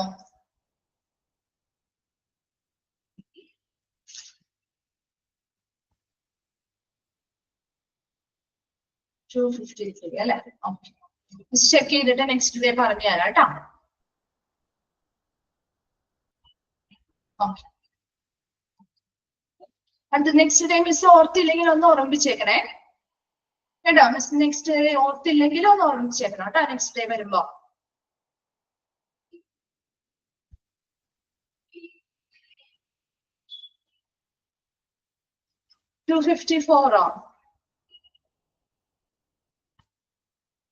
ഗൈഡിൽ കുറച്ച് മിസ്റ്റേക്സ് ഉണ്ട് കേട്ടോ, മിസ്റ്റേക്സ് ഉണ്ട്. അപ്പൊ നിങ്ങള് നോട്ട്സും കൂടി വെച്ചൊന്ന് നോക്കണം കേട്ടോ. ഗൈഡ്സിൽ ചെറിയ മിസ്റ്റേക്കുകൾ ഉണ്ട്. ക്വസ്റ്റ്യൻസിനും ചിലതിന്റെ ആൻസേഴ്സ് ഒക്കെ ചിലപ്പോ ഫുൾ ആയിട്ടുള്ള ആൻസേഴ്സ് ഒന്നും ചിലപ്പോ ഉണ്ടാവണമെന്നില്ല കേട്ടോ. ചെറിയ വ്യത്യാസങ്ങളൊക്കെ ഉണ്ട്. അപ്പൊ നമ്മുടെ ക്വസ്റ്റ്യൻസ് അല്ലെ? ഓക്കെ, അപ്പൊ നമ്മുടെ ആ ഒരു നോട്ട്സും കൂടി എടുത്ത് വെച്ച് നോക്കണം കേട്ടോ. അതുപോലെ ഞങ്ങൾ മോക്ക് ടെസ്റ്റ് നമ്മൾ ഇടുന്നില്ലേ, ആ ക്വസ്റ്റ്യൻസും കൂടി നിങ്ങൾ ഒന്ന് വെച്ച് നോക്കിയിട്ട് വേണം ആൻസർ ചെയ്യാൻ കേട്ടോ. ഓക്കെ, ആ ഗൈഡ് മാത്രം നോക്കിയിട്ടല്ല, നമ്മുടെ നോട്ട്സ് ഉണ്ടല്ലോ, നമ്മുടെ PDF നോട്ട്സ് നിങ്ങളുടെ കയ്യിൽ ടെക്സ്റ്റ് ആയിട്ടുണ്ടാവുമല്ലോ, ആ ടെക്സ്റ്റിലെയും കൂടി നോക്കിയിട്ട് വേണം ആൻസർ ചെയ്യാൻ. ചില ക്വസ്റ്റ്യൻസിൽ പൂർണ്ണമായിട്ടും ചിലപ്പോ എല്ലാ ആൻസേഴ്സും കൊടുത്തിട്ടുണ്ടാവണമെന്നില്ല. ഫോളോയിങ് കൊടുത്തിട്ട് ചിലപ്പോ ഓപ്ഷൻസ് ഒന്നും ഉണ്ടാവില്ലായിരിക്കും അല്ലെ, ചില ഓപ്ഷൻസ് ഒന്നും ചിലപ്പോ ഉണ്ടാവാതെയൊക്കെ ഉണ്ട് കേട്ടോ. ഈ ക്വസ്റ്റ്യനെ മിസ് നോക്കിയിട്ട് പറഞ്ഞുതരാം കേട്ടോ. ഈ 2 ക്വസ്റ്റ്യൻസ് അല്ലേ പറഞ്ഞത്, നോക്കിയിട്ട് മിസ് അടുത്ത ക്ലാസ്സിൽ പറഞ്ഞുതരാം കേട്ടോ. ഓക്കെ ഓക്കെ, അപ്പൊ താങ്ക് യു. നമ്മൾ അടുത്ത ദിവസം നമുക്ക് നെക്സ്റ്റ് ഭാഗത്ത് കണ്ടിന്യൂ ചെയ്യാം കേട്ടോ. അടുത്തത് പറഞ്ഞു കഴിഞ്ഞാൽ അത് കണ്ടിന്യൂസ് ആയിട്ട് പറഞ്ഞു പോകേണ്ടതാണ്. ഇത് രണ്ടെണ്ണം ക്ലിയർ ആണോ? AV ഫിസ്റ്റുലയും AV ഗ്രാഫ്റ്റും ക്ലിയർ ആണോ? ഓക്കെ, അപ്പൊ ഇത്രയും ഭാഗം നെക്സ്റ്റ് ഡേ വരുമ്പോൾ ഒന്ന് വായിച്ചിട്ട് വരാം കേട്ടോ. വളരെ സിമ്പിൾ ആയിട്ടുള്ള ഒരു ചാപ്റ്റർ ആണ്. എളുപ്പത്തിൽ മാർക്ക് സ്കോർ, കുറച്ച് ക്വസ്റ്റ്യൻസ് കൂടുതൽ വരുന്ന ഒരു ചാപ്റ്റർ ആണ് കേട്ടോ. മിസ് പറഞ്ഞില്ലേ, നമ്മൾ കുറച്ച് ക്വസ്റ്റ്യൻസ് ചോദിക്കാൻ പറ്റുന്ന ഏരിയാസ് ഇതിലുണ്ട്. അതുപോലെ എക്സ്പാൻഡഡ് ഫോംസ് ഒത്തിരി ചോദിക്കാം. അപ്പൊ അങ്ങനെയുള്ളതൊക്കെ നോട്ട് ചെയ്ത് വെക്കണം കേട്ടോ. നോട്ട് ചെയ്ത് വെച്ച് തന്നെ പഠിക്കാം കേട്ടോ. ഈ ഒരു ചാപ്റ്റർ വളരെ എളുപ്പത്തിൽ പഠിക്കാവുന്ന ചാപ്റ്റർ ആണ്. കൂടുതൽ ക്വസ്റ്റ്യൻസ് വരാൻ ചാൻസ് ഉള്ള ചാപ്റ്ററുമാണ്. അത് ഇമ്പോർട്ടന്റ് ആക്കി തന്നെ പഠിക്കാൻ, സ്കിപ്പ് ചെയ്ത് കളയരുത് ഒരു ഭാഗം കേട്ടോ. ഓക്കെ, താങ്ക് യു കേട്ടോ.